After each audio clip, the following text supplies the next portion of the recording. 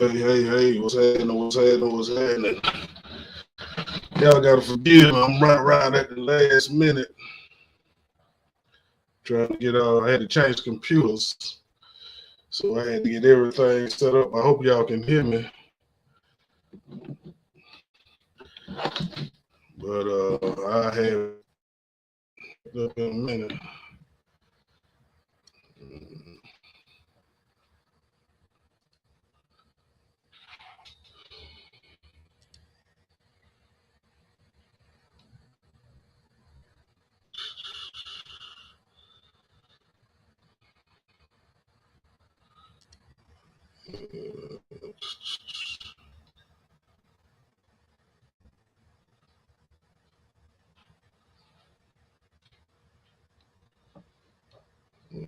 Where's my phone?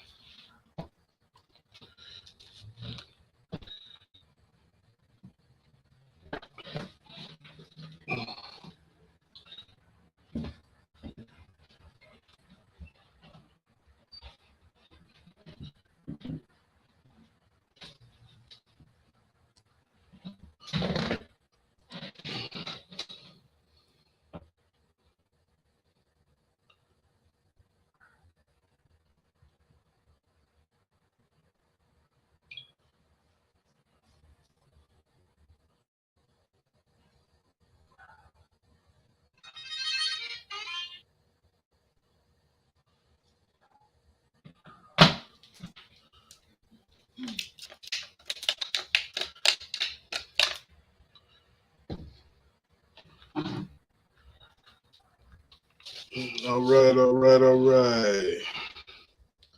Hey man, I'm just waiting on my co-host to get in here.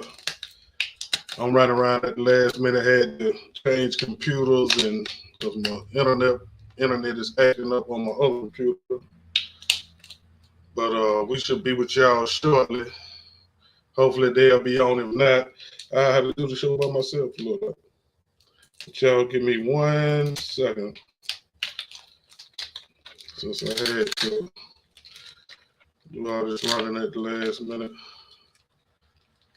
Hopefully y'all can hear me. If you can hear me, say something or let me know you can hear me. Or do I need to adjust this microphone?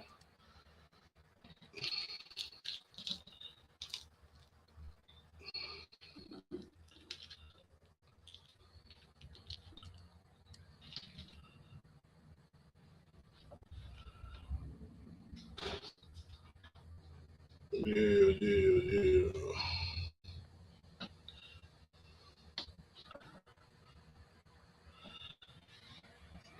Hey, if you can hear me, let me know. Just say something. Just tell me you can hear me. So I had to change computers at the last minute. That's why y'all see all that mess in the background. So if you can hear me, let me know.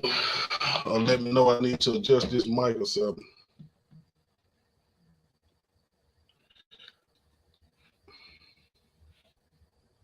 I'm just waiting on my co-host to get in here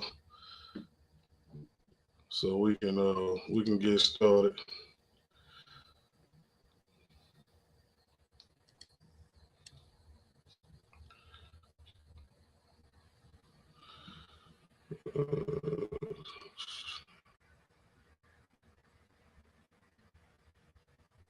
I might have to. Okay, there goes Johnny. Hey, Pip, can you hear me? Yeah, I can hear you. Okay. I was just making sure, like, boy, I had to change computers at the last minute, man. That's why all this junk in the background. Oh no, it's all I'm, good, man. 'Cause it was crazy. They were just asking me to upgrade to some new Windows. You know, I don't know nothing about all that shit. hey, man, I did that on the other computer, that Windows 11, and hey, man, that might be where I messed up at. So it ain't I no probably good. should have left it on Windows 10. I'm Cause saying, see, I'm still learning it now, and it's been acting good until today. Like actually right now. Like earlier okay, today, it was cool. So I don't know. It might just be something messed up on the computer, but I'm not sure. yeah. See, that's what they just asked me. They said the new Windows 11 upgrade, and I was like, well, you know, I knew I was running late anyway. Me and my cousins in there chopping up. Right, Actually, right. I'm just finna grab this thing out the kitchen. Get me a little something. And then Yeah, do your thing. yeah, Yeah, we get the do party. your thing. You I'm talk to waiting Pearl about yet? yeah. Yeah, I don't know why he know here. He hit me earlier today, Yeah. so I I'm saw, okay. he a superstar. Yeah. I know he like the grand entrance. Right. Okay, But I'm go just ahead and do your gonna grab. thing, man. We can. All right. All right. Hey, y'all be patient with us. Both of us running at the last minute, man. I had to change computers, and that's why my light ain't right. Y'all see the light up there on the other computer, out the monitor on the other computer, and all that good shit. But we'll be with y'all in 1 second. Man, I used to look like I had a haircut on the other computer. I always look like I gotta get to that barber shop. Tuesday morning, I will be here.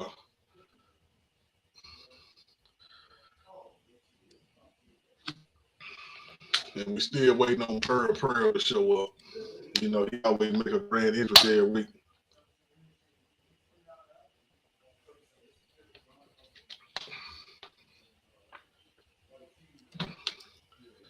I'm so tired of this Will Smith, Chris Rock shit.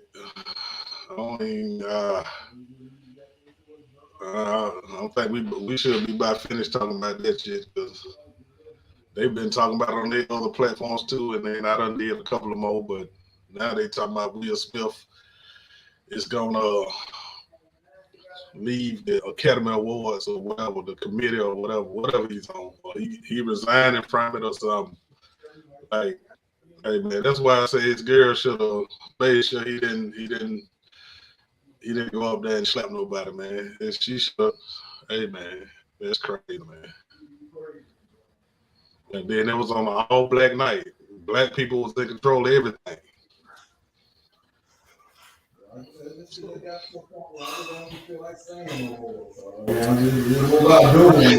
Yeah, yeah, yeah. I'm tired of talking about it myself.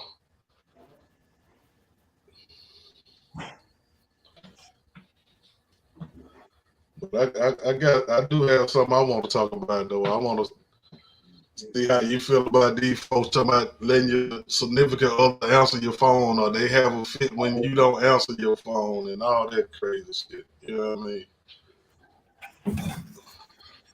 What you getting them game on about that time, Black? Oh no, man! I was really just trying to get settled in. You know what I mean? Both of us running at the last minute.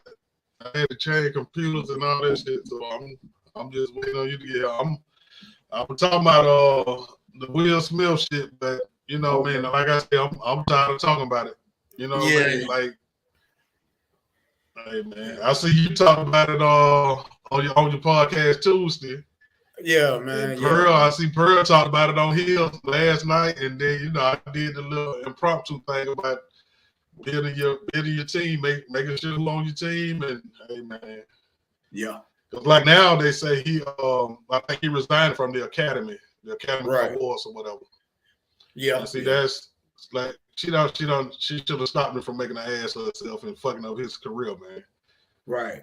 Anytime you got the right person on your team, they have to let you make no major mistake like that. And and then not only that, man. The thing is, and this is crazy, Black. Man, I keep seeing these motherfucking weak ass comments, man. Oh Yeah, man, like yeah, yeah. not every woman. So before women get in here and jump, it ain't all us, but most women. And it's crazy. Oh, I yeah. do not see enough women checking women. You know, it's more about he Right. should have defended her and he should have did this for her. Protect the woman at this and I keep telling people,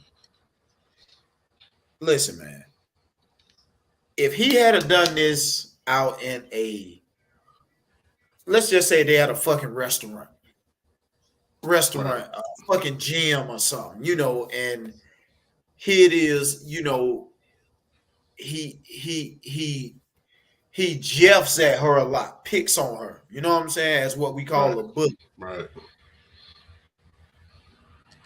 it's different on that platform. Because on that platform, like I tell people, I don't care if you do get tired of getting picked on. Do not sit in that fucking front row. That front row is That's fucking right. dangerous. That's right. If you That's right. like, this is some shit been happening black before me and you was even born. We saw Richard Oh yeah. Pryor. Yeah. You see what I'm saying? We Oh saw the yeah. motherfucking the nigga who played Geraldine. You know, that front row, Bill Flip Cosby. Wilson. uh, Flip No, Wilson. I'm That just played saying Bill Geraldine. Cosby did that, and he wasn't even cussing in his comics back Right. in the Yeah. 50s and 60s.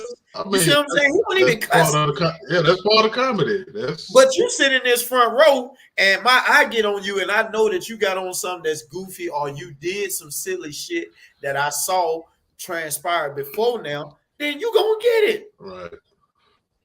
Right. Right. man. Like like I heard that he didn't even write the joke. They say Amy Schuler wrote the joke, or Amy Schumer, whatever her name is. They say she Oh wrote the yeah, joke, and they say that we are told him not to do the joke before the shit started. That's what they say. I don't know. Like I say, yeah. man, they coming with all kind of shit now. Like it's, I don't know if that's just somebody needs something else to talk about, or that's the truth. Man. But Black, but I'm just it's saying, crazy, me. man. I'm like, bruh, you about to get not that you need not that you need a white validation, just like a white person don't need a black Right, validation. right, We do it right, because subconsciously that's what's been taught. You know what I'm saying?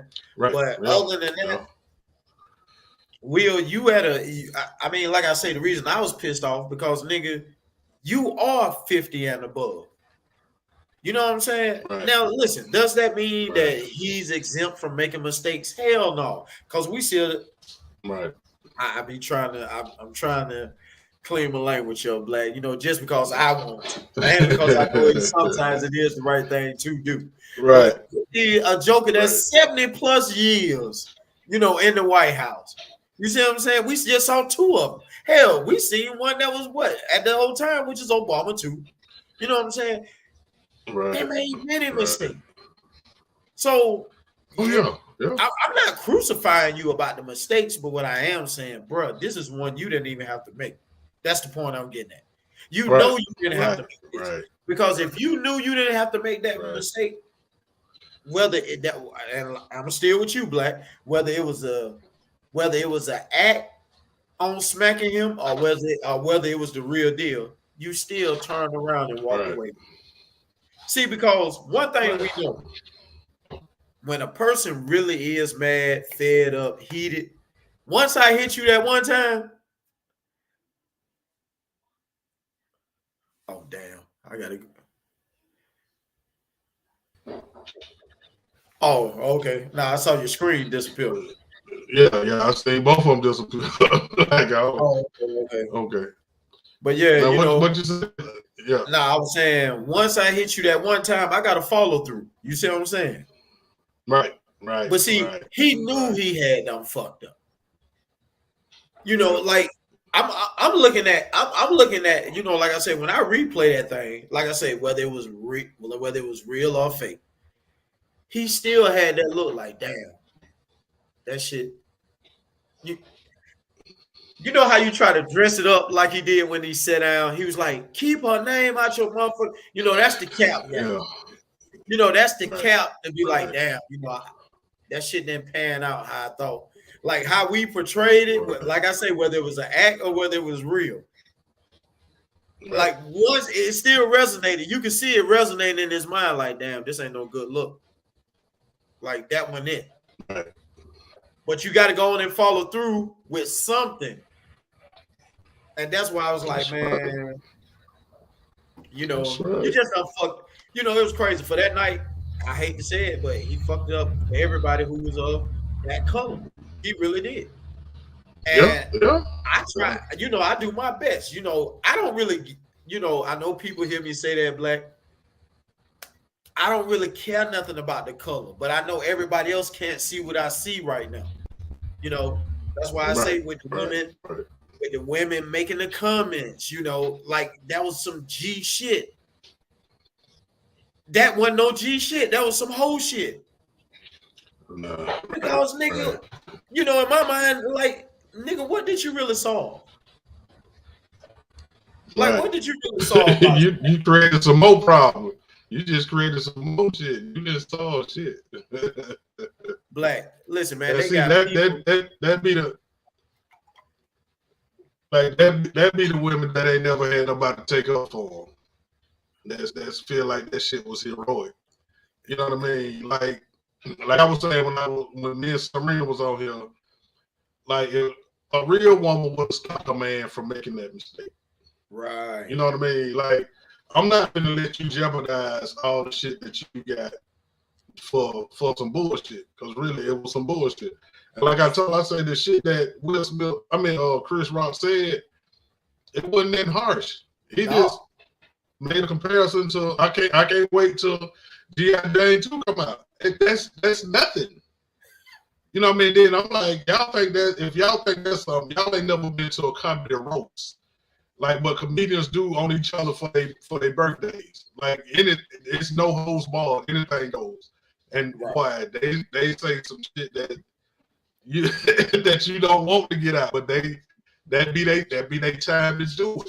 You know what I Yep. mean? So I don't know, man. It's like, and the world got so sensitive. The world Man, got so sensitive, man.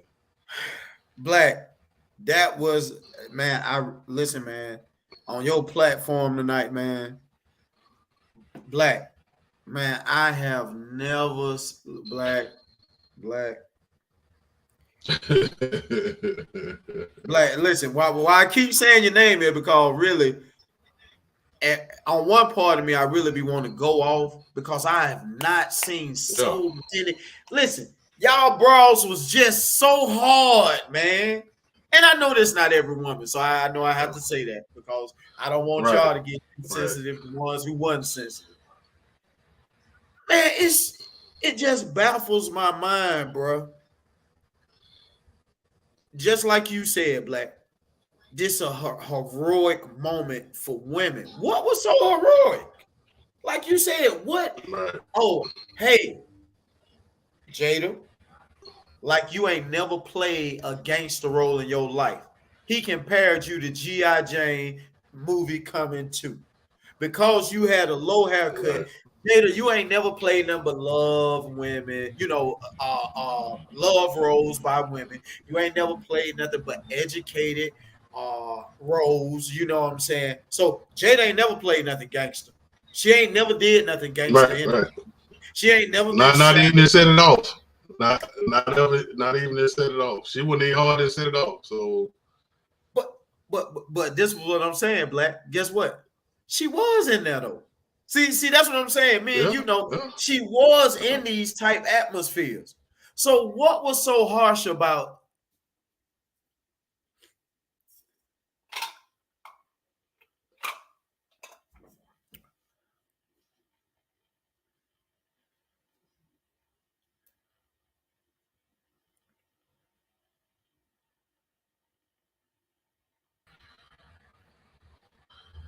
Hey man, I'm gonna switch my internet. So go, you can go ahead.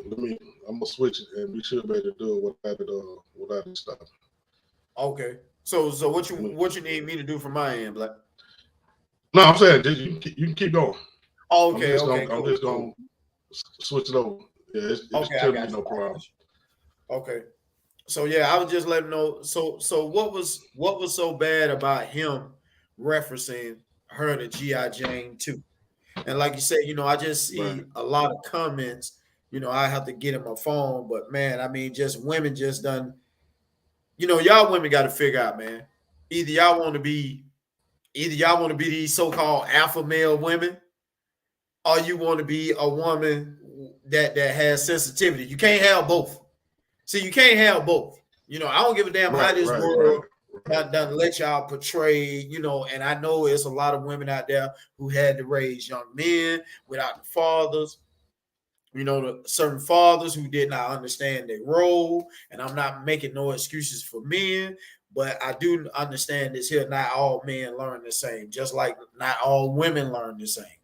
So, with that being said, y'all can't have this both ways. You can't look for sensitivity, but then all of a sudden you Right. want to be, There we go. oh, okay, and then all of a sudden you want to be hardcore. You know what I'm saying? Right. Either you want to be the woman on my pillow, or either you want to be the rock standing beside me. Take your pick, but you can't Right. have both, Right. man. That's You know what I'm right. saying? That's You right. you, you just can't have it. And man, it just baffles me, Black. Man, I mean, it does, man. Right. And then she actually laughed after the slap. I So seen that. like that's not a good look, Shorty. That's if your feeling part of been hurt, how you gonna laugh after the slap? You know what I Come mean? on, After man. your man done put all that shit on the line, he done jeopardized his whole career, and you laugh like, Listen, hey man. Black, did you see? I forgot the white actress name. Do you know she thinking about suing the Oscars and Will Smith? I forgot the way. Oh, I think she does comedy because listen to her words. Her words were, hold on. I should have screenshot it. It was my fault, Black. So I'm gonna try to paraphrase it best I can. She said, "Right now, I am." Hold on. No. She said at the at the awards. She said at that time when the incident happened, I became traumatized. See, oh these yeah, words yeah, smooth. yeah, You yeah, see what I'm saying? yeah, See, listen. yeah. Another motherfucker on the outside reading in, they'll be like, "Man, you reading too much in that." Listen to how she said it though. She said, "When that incident happened, I became traumatized." Then she followed up with, "I'm fearful I may never go back again." Now, Right. if she traumatized, and it can be proven that her, what's up, man? I'm saying it, pimp. Chilling. So if she traumatized, Black, and it can be proven in the court of law, what you think the Oscars and Will Smith gonna have to Oh yeah, and see, it's gonna open up some more lawsuits, and come you know on? everybody wait on that first one. Come, Everybody wait on that first one. and Black, I'm gonna let you listen, Black. I'm gonna let you finish it off. Pearl, I don't know if Pearl, you know where we at on the conversation. I'm ready to catch up. Well, basically, I don't remember the white actress name we was talking about. We were still talking a little bit about the Will Smith and how women so sensitive. Right. They thought this was a heroic moment for like protect the woman. Right. And I didn't see nothing heroic about it. But then we got on the subject about I asked Black, did he see the white actress. I forgot her name. So basically, what she said was she said when the slap happened, she got traumatized. And then she followed it up. She said, I don't know if I'll be able to basically what was that word I said? She said, Black. Here they go. I don't know. Basically, she don't know she's gonna be right again. Right. Basically, she don't know if she'll be right again. So basically, I told Black Pearl, I said, if this can be proven in the court of law that she is traumatized and that it did affect her way of acting, I said, do you know what the Oscars plus Will Smith gonna have to pay this woman? Oh yeah, hell yeah, So hell basically, yeah. that's where we at. That's where we at now. While you coming in? What's her name? What's his name? Uh I'm trying to remember what movie. That Hold big on. Let me see if I can. Let me see if I can go back through my Instagram. That be crazy. And that's just like temporary insanity. Like, hey man, it's Say like her name that shit again, just. cuz. Oh, it was Amy Schumer. Cuz said it That's was. who they. But they saying that's who wrote the joke. Yeah, she wrote the joke, bro. They saying that's who wrote the joke. So she might have a shot And if she choose to sue, she might have a shot. A small lawyer gonna get in there. He gonna get in there. Hey man, and then look, Chris Rock tickets went up from an average of $46 to $341. Now they saying I think either the top ticket or the average ticket now is at 13 something. What? Yes. Wow. Yes. Look, then the night after the shit happened, well, it might have been 2 nights after it happened. He was in Buffalo, New York, I think, on stage, and somebody said something to him then. Then that guy ended up getting locked up outside. I think they asked him to leave or something, and I don't think he wanted to leave or something, but he ended up getting locked up. Like, man, this shit just done opened up a whole lot of shit. Then Tony Rock, they showed Tony Rock came on there and said, it's 10 of us. Right. We got 10 brothers, pimp. Like, man, come on, man. Like, this shit finna get out of hand, man. As a comedian, how bad was that joke, bro? It wasn't bad at all. That's what I'm saying. It wasn't a bad joke. I ain't even no comedian. I didn't even see. I didn't think it was bad enough. Like that's what I said. But Chris actually said it. He was like, "Damn, that was a light one there." He said that. Yeah. That was a light one. That was a light one there. So and what's he the shit about? What is it? She got alopecia. Man, yeah, that shit. Oh no, I'm not being funny. That's insensitive. I'm sorry. But what I want to say is though, what I'm hearing that it might be some kind of situation where the Oscars is tied up with that disease, some kind of way they about to do. Is that true? Y'all heard something like that? I think this what we're doing a documentary on it or something now, or something like that. Okay. I thought something. Oh, they did a documentary, or they supposed to be doing one on it. It's something, man. Like this shit here is too much, man. This shit is too much. When all she had to do was stop her man from going up there making an ass of herself. Right. Yeah, they ruthless, bro, because the black people that like, so it came to my attention that these HBCU students had the it was an all black night. It was an all black night now. This is a night of a lifetime, like when I think they were selfish. And I think whatever Will had going on, man, you hear a lot of people say a lot of different shit, but at the end of the day, bro, that was some sucker shit, bro. Like, we men, bro. That was just some whole shit.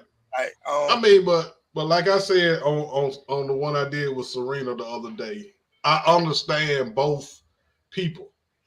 Right. Like, if that's your wife, regardless of the arrangement y'all got, if that's your wife and y'all still living as a family, Pimp, you're gonna feel compelled to take up for your woman.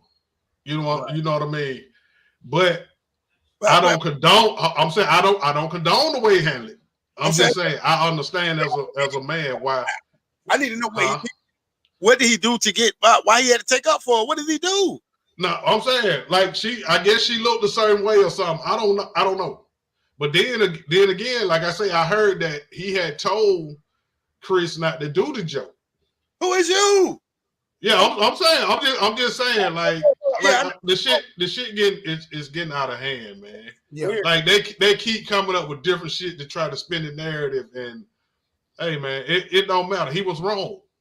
He was dead ass wrong. Like, to me, if I'd have been Will, I'd have went backstage, and when he came off stage, I'd have been like, "Hey, player, that kind of offended my wife. How about you don't do no more jokes about her tonight?" Right.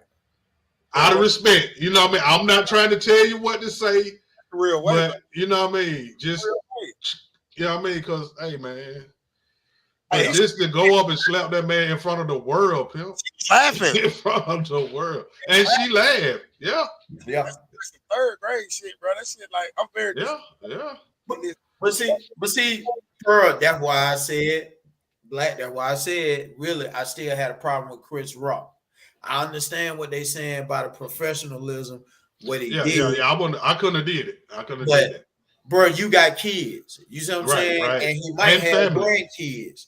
And family. Shit, no. He 56. He 56. I'm 51. I don't give a damn. You got to go and whoop my old ass on goddamn TV. See, you this gonna is have what to do I'm something. saying. I'm telling you. Right. I got you. Right. See, this is why I'm mad on so many levels. Just like I heard you and Black say, the fix could be in to where because people were boycotting the Oscars. All right, Right. they needed to get the ratings back up. That's right. That's right. Now, a nigga, I'm even more mad. That'll piss me off. See, and this is why I'm going with it. This just like I was telling my cousin. I'm mad, one, if it's true, because nigga, what was your real purpose of slapping him? Because like Black said, and like you just agreed, bro, that joke went hardcore. Nah, it had to be deeper than that. It had to be deeper than that. But So- let me tell you, let me say this too. And I don't really like to talk about that Hollywood shit. But Right. by it being a all black night with all black presenters and all that shit, hosts, all that producer, and it was going good. Right. Okay, now I think they had like 10 million views at the time. 10 million viewers at the time. Okay, what way to wreck nigger night at the Oscars than to play into that stereotype? Let me get the one dude that I know that's highly respected. Right. But he's always been on the white side. Let me just put it like that, on the white side. Okay, what if I can get him to go do some shit? Yeah. That'll make it so now we can say I told y'all. See, even the classiest black people, they can't have a conflict. They always have to use violence to like, hey man, it's a lot of shit can play into this, man. I don't a lot of shit. That shit. I don't like that part, Black. Like for him to, if that's true, that means Will Smith did the goddamn Django. Hey, but Pimp, this what people don't understand. When they in Hollywood deep like that and they sign them contracts, Pimp, it's a lot of shit you have to do that you don't really agree with. Right. Like Pimp, they gon' okay, nigga night going good. Okay, well, how the hell can we fuck up nigga night? Yeah, nigga night was going good. You know what I mean? I hate to say nigga night, but y'all know what I'm saying. Like, hey man, come on, how can we fuck this up? How can we mess up? I mean, it is like you said, I don't want nigga night to be better than our nights. Who we train them as, right? Anyway. Right. In front of the world. In front of the world. In front of the world. But see, that's the other part that I'm so. See, listen, you know, I still believe in the old philosophy. What Will Smith eat, it don't make me shit. Right. But the crazy part is because all these other motherfuckers' brain been trained on all the other ethnic groups. Now that what he does, now you got to look at me like that. Now I'm not gonna walk around and put a defense on for him and Chris Rock just for you to see me as me being me. You know, that ain't my motherfucking job. That's your fucking loss.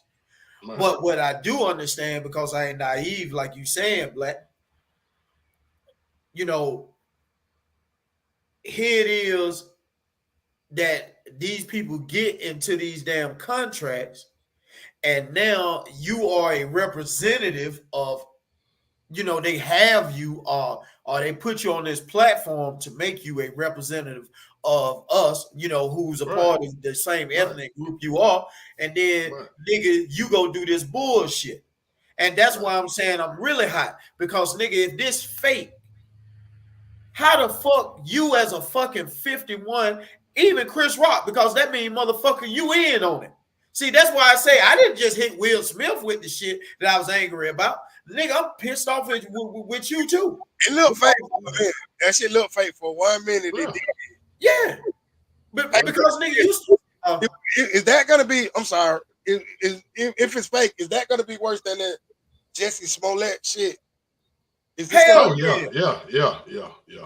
You know why, Pearl? Because Jesse Smollett wasn't shown around the world. You got people in the world who still don't even know who Juicy Jesse is. They ain't never heard of this nigga. If that's the case, that's to show you they don't give a fuck about nothing. They did to Bill Cosby. He was American, Black American. They don't give a fuck. Let me ask you this here. Like I asked this too. I say now, how many prominent black actors or athletes have they not did some to the to tear up their reputation. Like it's very few that done got out of here clean with a clean slate. You know what I mean? Whether it was a scandal, whether it was putting on a dress, whether it was something. Hey man, it's very few that done got out of here without some kind of scandal. They waited to be a cowboy 80 years old. Here. That's why I know they don't give. they don't. And see, like I tell people, like I can't just blame white America. I blame us for still thinking that white America actually has your back. Like, Pimp, it's been 500 years, man. They've been shit. How would you think that though? Who the fuck thinks? No, but I'm saying, like, a lot of people believe in the system, Pimp. A lot of people believe in that shit, though. A lot of people believe in what they see. Like, even on TV, like, even TV is made up. That's you coming in again, John? No, actually, what it was, I was trying to. That was my fault. Don't mash it. Though. Yeah. Okay. I was trying to do something else.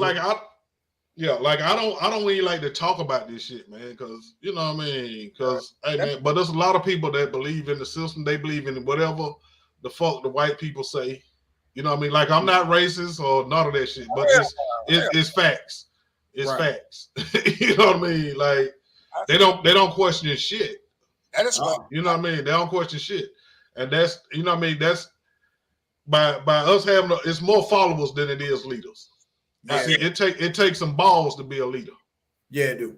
You know what I mean? To stand out on your own for some shit that you believe in, and you might be the only one that really believe it, or you'll be the only one that can stand up for it. Right. You know what I mean? Like I've been going through this shit my whole goddamn life. I went through it my whole career.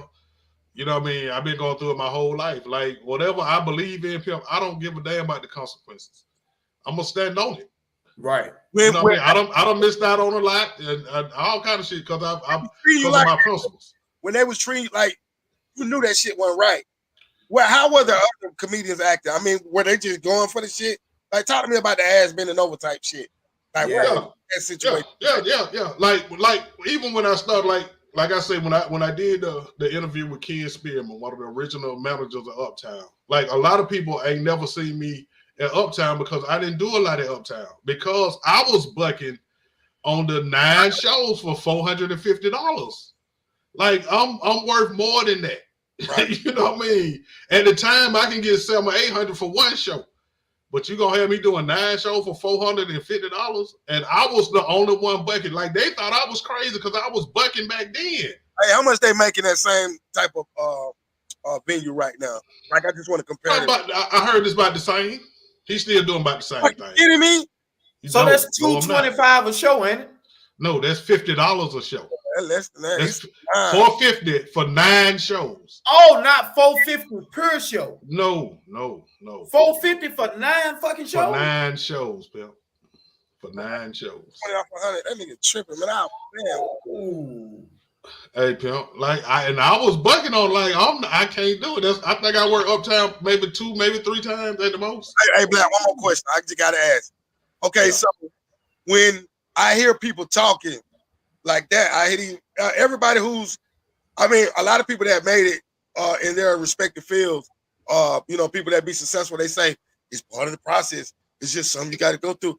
I believe if y'all were getting that 20, 30 years ago, y'all done kicked the door in for some shit. Why is shit not changing? Why do these people be mad that we still, why these stupid producers, rap producers, think a nigga still gonna get him all this goddamn money for these beats when these boys giving them away for free on the internet? Because it's people that do it, pimp. Yeah. Like I just said, I know what I'm saying. Why nobody ain't telling me like me? That's the reason why I do the music shit. Can I tell y'all something? I'm telling these young niggas how to upload that shit. Like, you don't need them goddamn folk. I don't want to dime from you. I'm just doing it from because them niggas broke me back in their life. But see, they'll think you crazy. Same shit. I told you, you're a lot like me. Like I told these cats years ago about this shit. They all thought I was crazy. They leave me out on the island by myself. Like I'm actually, like really, like look at the interview. Ken was like, Black, but you was bucking on the system before you even got famous. Oh yeah, I saw that. I've been bucking on the system, and I told them comedians, but you know what I mean. I'm like, look, pimp, we can't keep doing this because see, one thing, and see, this is another thing about Atlanta comedians.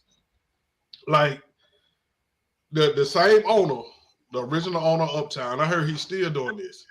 He don't, a lot of time he don't hire a feature because a lot of comedians will come in and holler they want to do a guest spot. A guest spot is 5 to 7 minutes, but they'll stay on stage 20 minutes or 25 minutes. That's the feature spot. So now he don't have to hire a feature because he knows somebody gonna come in now and do the feature time for nothing. That's the politics of that shit. And look, they had a meeting at Uptown years ago, and he actually called up there and told them the same thing I just told y'all. He told them he don't respect them because he don't have to hire a feature because they come up there and do the feature work. And Pimp, guess what? They still do it. Why? And this was 15 years ago when they had this meeting. Changed though, Black. Why hasn't it changed? Pimp, I don't know, but I could never affiliate myself with that. That's why I never really did a lot in Atlanta. When I was on the road with Bruce, the only thing I did was when we did something big here. Yeah, you know what I mean. Like going to Uptown. If I just like a lot of these promoters now, man. Like a lot of cats that started with me, a lot of them still getting $75, $100 to do a little show now. Pimp, they've been in the game 25 years. Yeah. Cause that, and see when the promoters and the club owners know that you'll do it for that, they're not gonna give you no more. Like that thing will be, hey man, look out for me this time, man. The next time I got you. Okay, then when the next time they want you, you be like, hey man, say I'm just gonna use some figures. Okay. Say you charge $500 a show, but you go do their show for $75. Okay, hey man, just look out for them. I'm just getting started. You know, I need you to look out for them. Okay. Now, when you come back to them or they come back to you, you're going to tell them, hey man, you told me you were going to give me my price this time. They're going to be like, but no, man, you know, I just gave you 75 last time. Look, man. I see why you. I give you 125. I give you 150. I see why you. Oh, no. I see why you stop. Right. Go hit a nigga in the mouth real soon. Right. Because they playing with that. Like actually, Pimp, the last show that I did probably 2 years ago, the nigga still owe me $750 now. Oh, on your manager, hey, whoever that is, inbox. No. I'm saying, I'm saying, I you know what I mean? Like I just what I do, like I ain't got to put him on blast. I just won't never fuck with him again. Yeah, that's shit real simple with me, Pimp. Like you can get me one time, but nigga, don't ever come to me again. That's why we can't get you. I be want to see you on some shit. Like, right. But I want to say this. How do you feel about? I'm gonna leave y'all alone and shit. This shit kind of. How do you feel about the Atlanta comics? I just heard you say, you know, so really these niggas going for this shit. Like I just think if niggas don't band up, what you did back then, for them to leave you out there on the island, listen, and they still out here. Come on, boy, man, you was out there on that pavement together, Black. That proves to me even more. Like them folks need to give you an XP, man, somewhere, man. I don't know. I think you I really believe you kind of laid this foundation down in a way, but I'm disappointed that niggas still getting $40, man. God damn. The little thought bitches getting more than that, man. These niggas telling jokes on stage. That's crazy. So, well, the piggyback off what Pearl just asked you, so I guess you can answer all in one. Because I'm curious. Were you and what's his name? LeVar. You familiar with him, Black? Yeah, LeVar. Yeah. That's the one who got into it with Mike Epps. Did he get into it with Mike Epps?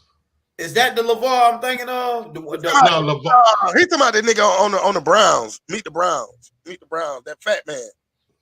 What you mean got into it? You said they got into it. LeVar is the one that do the T.I. invitation. Yeah, the light brown skin one, bald head.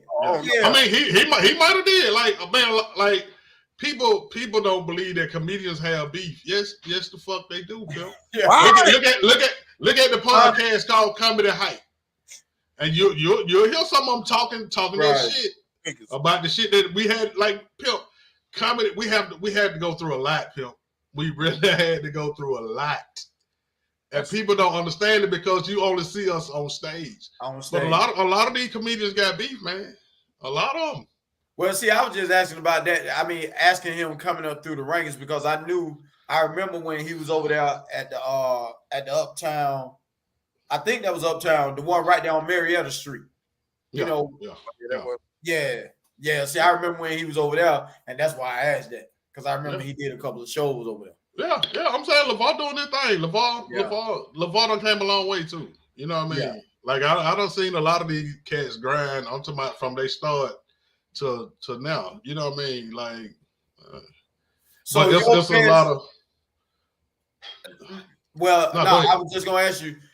So right now, within the last, for all the comics you done seen, is it true that when Cat Williams made the statement that at that time he was number one in stand-up, that he was the number one man in stand-up when he was making that reference? Because everybody was going back and forth between him and Kevin Hart, and I forgot the other guy name, and he was like, nah, he was like, and this, he was saying something about his credentials, and he was like, this is why I'm number one over them. So I was just curious, what would you have to believe just 5 years ago between? Yeah, it was a point where Cat was, he was the top man. Like he was the first one to do it by himself. Well, that was getting real money. Right. You know what I mean? Like, really, what really messed the comedy game up was when they did the Kings of Comedy. Really? Because see, before then, you'll usually see one headliner, a feature, and a host. Okay, when they did that, they gave you 3 headliners. And whoever was hosting, hell, you might have 4 headliners. So now that the people are seeing that they'll put 4 headliners strong, the 4 strongest ones we got at the time, if they'll put all them together, they're not going to want to come see one by itself. You see what I'm saying? So that kind of messed the game up. Okay. Because like when me and Bruce was on the road, like Pimp, we'll do 3,000 people in a weekend or at a show, just me and him. Okay, then they start doing 4 comedians at one time. You getting maybe 5,000-7,000 with them 4. Okay, well they don't want to go back to the one person no more. Right. That's why you see a lot of names that's been big for a long. Now they going back to the comedy clubs. Right. It's very few that's doing arenas by themselves now. It ain't but a few that can do some arenas by themselves. Now they can do some theaters. Right. But not arenas. It's only a few.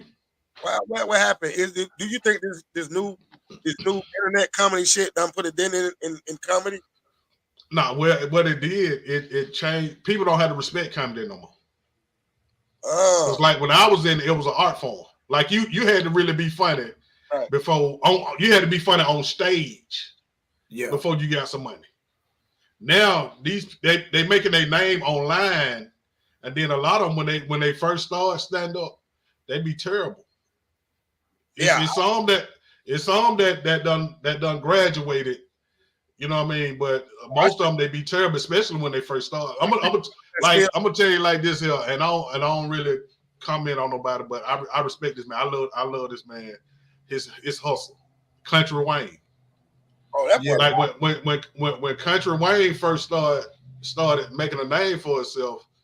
When I first seen this stand up, I was like, it's all right, but the way they talk about him, like, but then once I started getting into his skits, I see why they fell in love with him.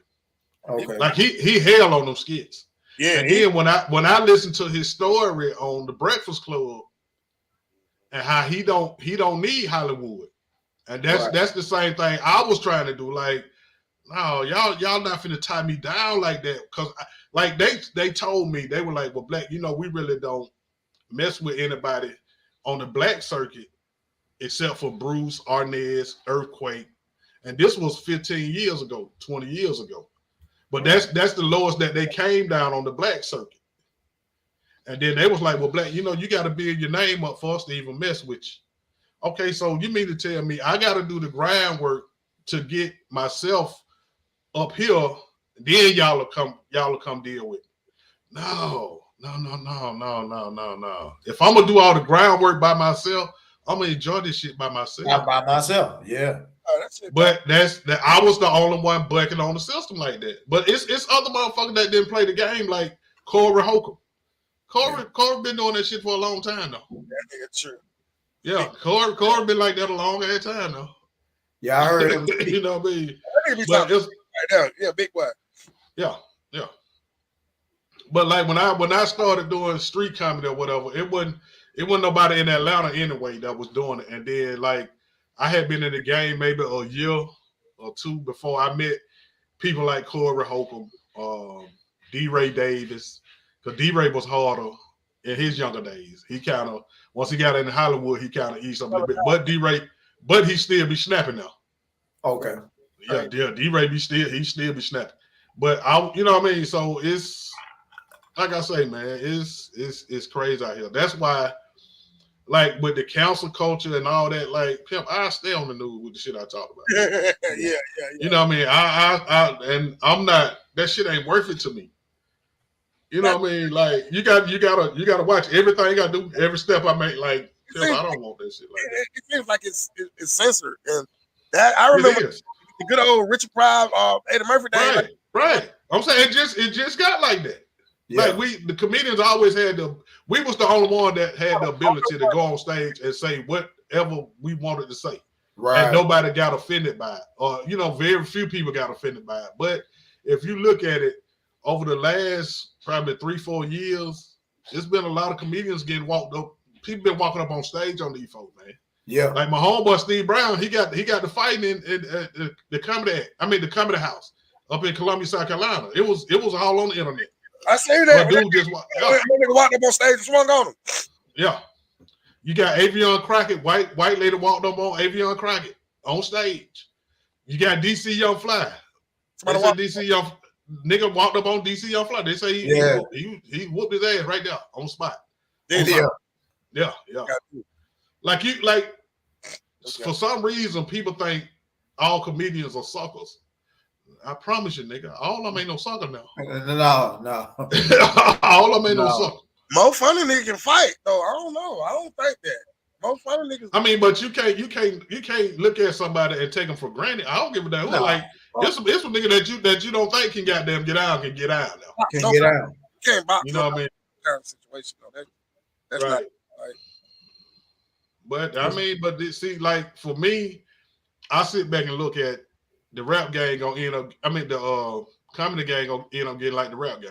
I hope not. I don't want it either. But like I say, it's a lot of people have been having beef with some folks for a long time though. Is that Cat Williams, Kevin Hart shit real? Yeah, but see, if like Cat, they should call Cat in the Hat. The first time Cat did comic view and all that shit, he was Cat in the Hat. He wasn't even Cat Williams. But if you think about it, they tried to blow Kevin Hart up when Soul Plane came out, but it didn't work. Now, when Cat started talking about Hollywood and the mansion parties, that's when Hollywood started hitting him across the head. Right, I agree. When they start hitting him across the head, he started getting locked up all the time and all that. Yeah. That's when they start blowing Kevin Hart up. Right. Not taking them from Kevin. Right. But that's when they start blowing them up. Yeah, you know what I mean? So, and then see, like I remember when Cat first started really getting money. Like the old heads hated Cat. Why? Because he didn't have to go through a whole lot that they went through. Like he came in and when he started getting money, he started getting money. And it's like it went overnight. It's like it was overnight. And a lot of the old heads didn't like that. You remember him and Steve Harvey were going at it for a minute. Yeah. Yeah, him and Steve Harvey were going at it for a minute now. That's crazy. Niggas need to be congratulated, niggas, man. Right. But see, we the only race that do that. And what we don't understand, it's enough money here for everybody. Oh, and see, man. Like, I'm gonna interview a dude named C-Dog Monday. Okay. And like, me and him was talking. I was like, I never understood how comedians swear they got some friends in the game. Okay, you tell me I'm your partner. Okay, why you won't tell me the place that did a comedy show where you just came from? if you just came from a comedy club, I don't know nothing about the comedy club. If I'm your friend, why wouldn't you tell me about the comedy club? They got to have comedians every week. Now, you can't be there every week, Pimp. Why not tell it to your friend? And see, like one thing that I saw early in the game that really kind of turned me away from them was like the three of us could be playing the video game. Right. Okay, if a promoter called Johnny and asked Johnny where I'm at, Johnny act like he don't know where the fuck I'm at. And I'm sitting right beside him. Sitting right beside him. But then you'll start trying to squeeze me out, but you'll try to put yourself in there for the show. Well, how much Black charge? Well, you know what, man, I tell you what. He charged you $1,500, man. I charge you $1,000, man. Man, you can keep some of that money. And nigga be talking about he don't know where I'm at, and I'm sitting right beside him. When I started seeing that, I was like, you know what? I can't hang around cats like this. Like it's only a few comedians that I hung around, Pimp. Yeah. But that's why. Like Pimp, I don't play games like that. That's not who I am. So I'm not gonna It's crazy, man. Like my cousin who just left, you know, he my first cousin, he's my mom's sister's child. And okay, before I say that, because I see Gloria Miller chimed in. She was like, pervert Will Smith wins an Oscar for the coronation of Richard Williams, a father who emasculated his two sons to pass them off his daughters. It's a queer world. Oh, shit. Hey, man. I mean, hey, man. Like I say, man, Hollywood is a fool now. A lot of them, hey, man. Hollywood is a fool. That's why it's games you have to play out there. Yeah, and I'm gonna tell you something. You know, I'm gonna let you some more into my personal life. Now I know you know the comedian JJ. Yeah, that's my dog. JJ know me. I interviewed JJ. I called JJ my twin because we got the same birthday, September 17th. That's my dog. Yeah. JJ remember me, and it was crazy because. What it was, I was younger. I'm younger than JJ them probably by 3 or 4 years. So I remember when all of them was staying in the same apartment. Yeah. You know, because all of them was going to college. Him, my cousin Marlon, my cousin Shaky, and there was no one that probably, you know, they had finally got the 3-bedroom. You know, 18. Yeah. You know, they 18. Right. They 18 and 19 at the time. You know, I'm 16.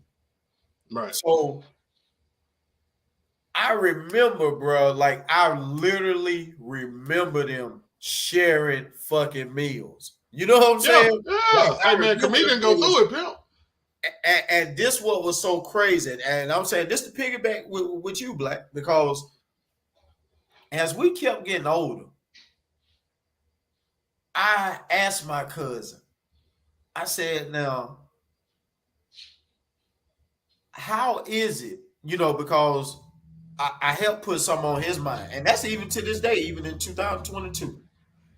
Because I think him and JJ them talked probably about 2-3 years back.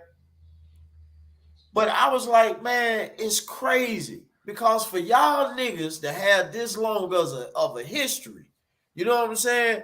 And like I say, I don't know, maybe he haven't thought about it, you know. But I'm like, at some point, nigga, we friends, you know, and I'm speaking of them. You know, I'm not speaking of me. Because like I said, he they peers. He just knew me because I was their younger cousin. And because I would be around all the time. But Black, it baffles me like what you're saying. How the fuck we gonna be all right and then you don't share certain knowledge? You see what I'm saying? You don't share, you know, money ain't everything. You see what I'm saying? And I will say all of them were self-sufficient. You see what I'm saying? I seen all them niggas go work they dead-end jobs until they got through their careers, whether it was schooling or job. You see what I'm saying? I seen all of them. So I can't say nothing bad about damn one of their work history, including JJ. Because I saw JJ go work, if I'm not mistaken, it was 2 jobs while being a fucking comedian. Yeah. Man, I remember when JJ moved here from Mississippi. When he first came here. Yes, sir. Yes, sir. Yeah. So that's why I was saying, you know, it's just crazy not only as we think as in the rap game or the R&B game, but just like you were saying, even in the comedian game, it's like, nigga, how we ain't swapping knowledge yet? You see what I'm saying, nigga? How you gonna withhold this? You know, and that was one of the things that even I had to mention. You know, and it's not bashing him, but you know, I asked my cousin, I'm like, shit, you know, for y'all to have this longer history, like this nigga ain't even invited you to an industry real party yet. You see what I'm saying? And that's just so can get in certain doors and goddamn, you know, try to make relationships. And Black, I'm still in agreement with you. Yeah. We know every door you don't even want to be a part of. Right. But it's some doors that's worth mentioning. You know what I'm saying? I mean, but a lot of doors they not really open like that. Like a lot of people think that just because they boys on or whatever that they boy can put them on. It ain't like that in comedy. Right. You know what I mean? Now he can take you on the road with it. Yeah. And but then also the funnier you get, you become competition. Okay. So and a lot of comedians, they know that they barely holding on to their spot themselves. So they not finna let somebody that they think is funny come in because that motherfucker that's funny might take your spot for real. Like if you look at it, they really try to make one or two of us rich at a time. It ain't a whole lot of them that make it now. Like the comedians that started out with me, like I say, we got overlooked because people like Bruce, Samoa, Arnez J, Don DC Carey, Monique, Mike Epps, all them, they had the game on lock for like 20 to 25 years. Okay. And see, they kind of skipped over us. They went from them to really the internet comedians. So a lot of cats that started out with me, Pimp, a lot of them you ain't even heard of. Because they never made it to a big platform, but they've been in the game 25, 30 years. Years though. You know what I mean? So, but then a lot of comedians don't know how to market themselves either. Like they don't even have a vision. They just run on stage and get whatever they can. Okay. You know what I mean? So you gotta, I mean, it's a lot that play into it. You know what I mean? Like when I actually take 85 South, they never aired it though. But they asked me, like Carlos, he grew up under me. You know what I mean? Like he had done started because I was on the road with Bruce at the time. And then when I came back, I met him when I used to host this club called Backstage. So he was already out, but you know what I mean? We know each other since, man, I got some pictures of Carlos when he was a New Jack. Like when I hosted Backstage, I got pictures of everybody, and you know what I mean? So when I talked to them, they asked me about being so rebellious. They were like, hey man, you think being rebellious is what kind of slowed your career down? I'm like, yeah. And Chico Bean didn't even know who I was. He was like, hold on, man, you might be the first person that ever said that the way he acted really held his career. I'm like, yeah, Pimp, because see, they wasn't doing that when I came up. Right. You know what I mean? Like I was the first one to buck on a whole lot of shit. Gotcha. You know what I mean? So, and then like I say, man, they were telling me I was crazy, man. but then they'll talk to me behind the scenes and be like, man, you know, when you said this, and this, man, I see what you talking about, but okay, you telling me behind the scenes. Yeah. But Pimp, you still doing it. Right. You know what I mean? So a lot of them, they feel like they gotta do it to try to make it. And then after you done dedicated 20 years of your life to it, really you ain't got nothing else you know how to do pretty much. A lot of them, not saying all of them, but a lot of them, they don't know. It ain't like they gotta stay with it. I'm gonna tell you who you sound like to me as you giving me the story in that particular field, because I heard him for the first time, and I was looking at some of his things on YouTube, and that's Sinbad. Because they say Sinbad was like that. Like I never knew that about Sinbad.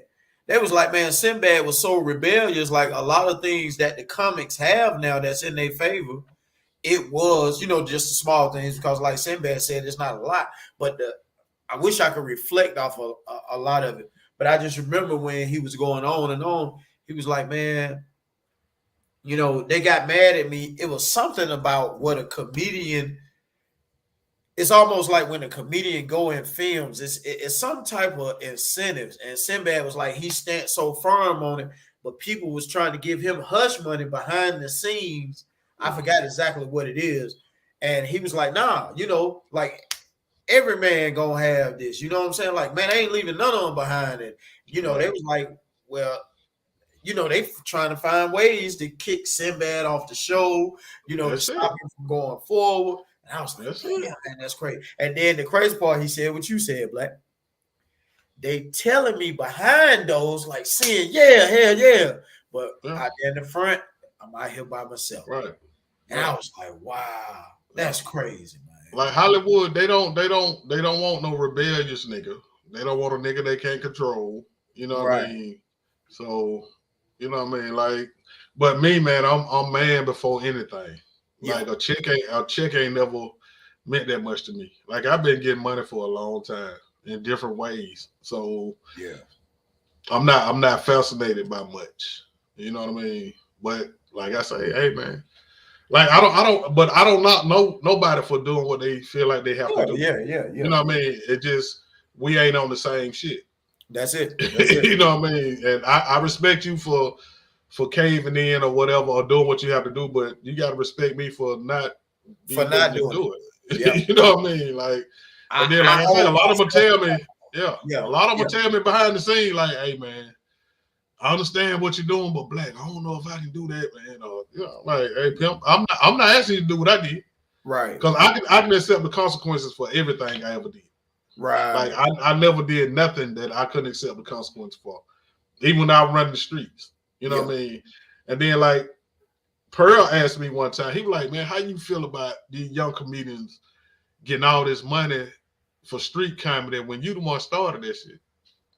And I was like, well, pimp, I'm cool with it. Like I'm not a hater. Yeah. You know what I mean? I said it was my job to open the door. Right. You know what I mean? But yeah, like I'm cool with it. He was like, but do any of them ever give you your props? I'm like, no, most of the younger cats don't even know who I am. Right. You know what I mean? But the ones that started out or that know me from it, I mean, Black, it's still hard for them. I mean, no, go ahead and finish because I got it. No, go ahead. No, go ahead. You ever thought about starting a comedy house, man? For comedies and then picking the paths which help them, not picking. Yeah, I mean, as Pearl, that's all I talk about. And like Pearl, he tried his best to get me back on stage, and I told him the only way I do it is if I got my own spot. That way I can sell my food when I want to, and I can perform when I want to. Like, and then this is something else I said on 85 South too. I say now, you know how everybody comes to Atlanta now, right? Once or twice a year. Mm-hmm. Okay, now I don't have to go and kiss nobody's ass to get in a club out of town. I want my own spot where I can wait till you come to Atlanta. Right. Just like you'll see me in your city once or twice a year, I can wait till you come to Atlanta once or twice a year. Yeah. I'm cool with that. And then I don't have to compromise nothing that I believe in because it's my spot. Yeah, it's your spot. Yeah. So that's what I'm working towards now. Okay, good. You know what I mean? And it don't matter how long I'm on stage because I be me on stage. Like this is my comedy. The same shit I talk about every day. So after about 5 minutes, once I be on stage about 5 minutes, I get that first laugh. Oh man, I'm good. You know what I mean? So it don't like man. I can't do a lot of shit that they do, man. I can't do it. So what you think about the Tony Rock intro, or did you see it yet? Well, yeah, I see it. I mean, I feel it. I mean, and it's clever. Will Smith gave them an intro to a show. Like nigga, you can start every show like that on that nigga name. You know what I mean? Right. And then you talk about some y'all got 10 brothers. Hey, I know what I would do if I had 10 brothers. Okay, for real. You know what I mean? I know what I'd do if I had 10 brothers. That's right. That's real. So, and then, like I say, I understand Chris Rock too. I understand why he didn't retaliate. Like you say, he 56 years old. Yeah. He's small, and then he had to think about his career too. Yeah. But me, I wouldn't have gave a fuck about my career. Nah. You know what I mean? Like you're not finna do that to me in front of the world, pimp. You know what I mean? Right, not in front of the world. And then it's self defense for me. Yeah, of Yeah, course. it's self defense for me. So, but nah, man. Like I don't knock them, either one of them. But I want to did neither one of them. I would have handled it different on both sides. Oh yeah, most definitely, most You know definitely. what I mean? But see So that's why I said that's just where I'm disappointed. I'm disappointed if it is real, and I'm very disappointed if it is fake. You know what I'm saying? yeah, But like you said, either way it go, it didn't have no business happening. And right, this is some right, shit that you definitely cannot do on a world stage at 50 plus age. We expect right. to see this, and it's not that we really expect it, but it's more understandable if this happened with some 30-year-olds or 20-year-olds. It Yeah, ain't really more understandable even at 30. But if you 30 and under, I could be like, you know what? I see why yeah, John went off like that. You know what? That's more the yeah, mentality of a young man. You don't yeah. expect to see somebody who damn near closer to 60 than they is a 50 Right. to be in But this type of foolishness. like I think it's just the war on Will. Like Will been going through this shit, man. Now, what by what we know, he been Right. going through this shit at least about 3-4 years. It Now, might ain't be no telling what longer we than don't that. know. Yeah, I'm just saying, like, and it ain't no telling what he been going through behind the scenes. Same. So, Yeah. and I told Serena, like, every man get tired, though. Yeah, that's Like true. y'all might think y'all got a nigga wrapped around your finger and all that shit, but every man get tired. Like women put us in some badass positions. Right. You know what I mean? Just like if we get pulled over by the police and our girl with us, hey, she be snapping. Yeah. Hey, baby, I don't want got to deal with this shit. I need you to shut the fuck up. Fuck up. Yeah. You know what I mean? Like, hey man, yeah, A matter let of me fact, handle this shit. I don't know if you saw the one online today, Black. It was earlier. I think it was a group of Hispanic kids, and the two boys were sitting in the car, and the other one was standing out like, "Yeah, I whoop your motherfucking ass, nigga." But all of them are Hispanic. Like it wasn't no Right, blacks. It was all Hispanic. And he was right, like, "Man, whatever, man. I'll fade you." And then he was like, "Nigga, you don't want to catch this fade, nigga." So he go to the passenger door. So the girl, just like you saying, I'm the one got to deal with this shit. She like, "Nigga, you don't want this fade. Nigga, you don't want this fade." You know what I'm saying? And the nigga scared to right. fade. This, like I say, it's Hispanics. Yeah, So yeah, when as he walked toward the door, he like, "Yeah, you don't really want this fade." But it was looking drunk. right. Man, that man came out with that blicky. Boop, boop, boop, boop, boop, boop. Oh, that's all you heard. Oh. Like they showing it live. And I'm like, man, here we are again. That's why Hey I'm telling man, you, listening to these goddamn women. yeah, Because, that's what really had them put the charger in his back. Because right, she's sitting up there, boy, he don't want that fade. He don't want that fade. And then you don't walk up right. to this man passenger side door. And the door open. And you about to reach in there and actually grab him. Till you came out with that blicky. And then you went to Right. holler. I say, man, shit. Man.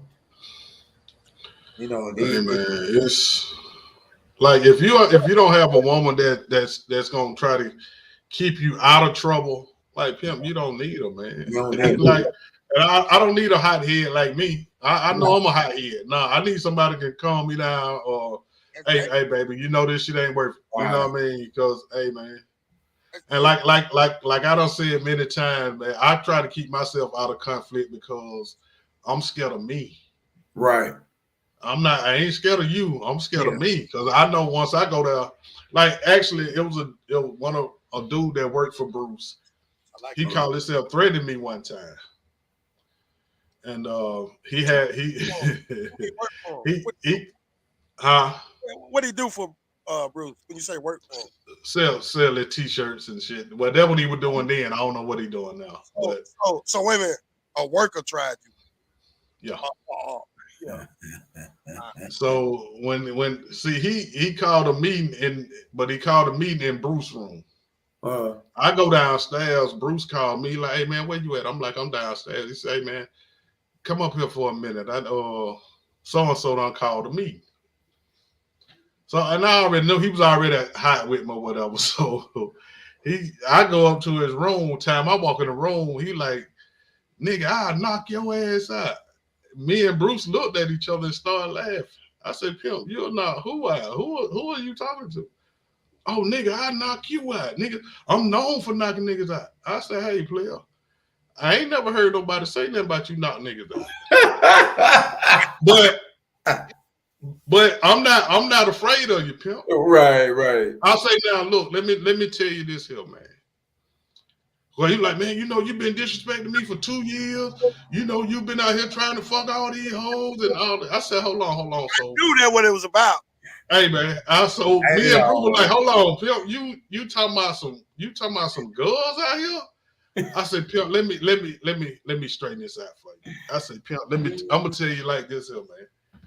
I said, Pimp, I ain't never scared. I say now, selling dope, fighting, shooting, whatever, Pimp, that's what I do. This is how I make a living. Yeah. I say now, I make a promise. I pray and make a promise to my daughters every time I leave town that dad are coming back home. So if I got to go through your ass to get back home, Pimp, I'm telling you, I'm gonna get back home now. Right. I say now, if it's about some hoes, Pimp, I don't care nothing about none of them. I say now, when I bring somebody on the road with me, y'all know who I deal with. Yeah. I say, but besides them, Pimp, I don't care nothing about none of them. I say now, it's a difference when they don't see me on stage and they see you selling his t-shirts. It's a difference, Pimp. Yeah.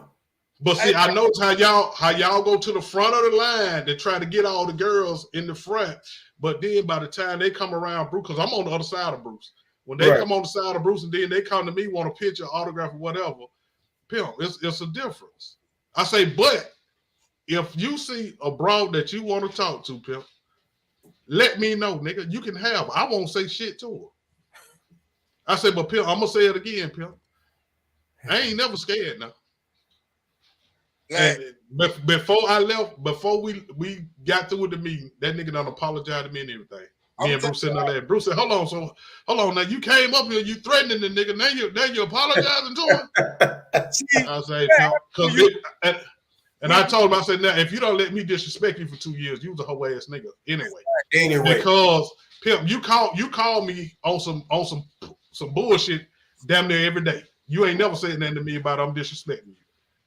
But see, when you be in them groups, like it happen to me all the time. Sometimes I have to be in a different social group. Sometimes, well, that's not you working, but people tend to think. I tell you what, when I started working this job I got, right, I'm straight off the street. Now I'm in a workplace. They got these little work games they play, and they say shit like they call each other bitch inside the work building. No. I'm just saying little shit like that to go on. So I had to reprogram my whole fucking company. Damn, I've been to 8 stores since I've been with the company. I reprogrammed my fucking. It like, and I had somebody say, you can't be bringing the street shit in. No, it's not. It's basic principle. Right. Motherfucker, I don't give a fuck how much, whatever the fuck you got going on, bro. I ain't. And then you don't know me, and I'm not really bringing my shit in here. If I bring my shit in here, y'all motherfuckers ain't gonna want to be like for real. I'm trying to. Yeah. You was in a different group, and what happens is they start to think like, boy, if we was outside them doors, boy, you wouldn't even be talking. You wouldn't even be. So now I'm amongst y'all. You done got comfortable 2 years. You think you mad about some hoes? They probably a nigga who can't even get. Y'all would be a nigga who can't get no hoe mad about a hoe. Yeah, of course. I know. Of course. Mad about a bitch, man. That's the way it always is. Right, and it ain't been a nigga that worked with me or Bruce that I didn't give a hoe to. Right, like I done gave away more pussy than I ever wanted to sleep with. Like, Pimp, I'm not fascinated with none of this shit. And see, a lot of people, they try to live off something that you're doing. Yep. You know what I mean? Well, nigga, that means you get the scraps. That's what that means. That means you get the scraps. But Pimp, you can't live off another man's name. Like he would have people thinking like he finna do a show. Like, hey, Pimp, why hey man, why you can't just be cool selling his material? Selling his t-shirts. Like, Pimp, that's a job. It ain't but 2 motherfuckers got that job. You should be glad that you Pimp, you have it easy, man. You really do. Yeah, a fucking t-shirt, man. All you gotta do is sell the t-shirt. Hey man, that's it. Crap. Nigga, your job is easy. But see, that's the thing. Even in real life, though, you got people who ain't happy with the position they have, and it ain't saying that you got to stay at this position. But nigga, be happy with your position. You know, it's an old saying how old folks used to say, "Hey, if you got to sweep this area, you be the best sweeper in the world at this area." You see what I'm saying? Now that don't mean one day you ain't gonna own the broom that do the sweeping. But for right now, this your fucking job. You be the best sweeper. But that's the whole thing. Nah, I need to be in his position. How the hell you gonna be in his position and you don't even know how to run the damn position?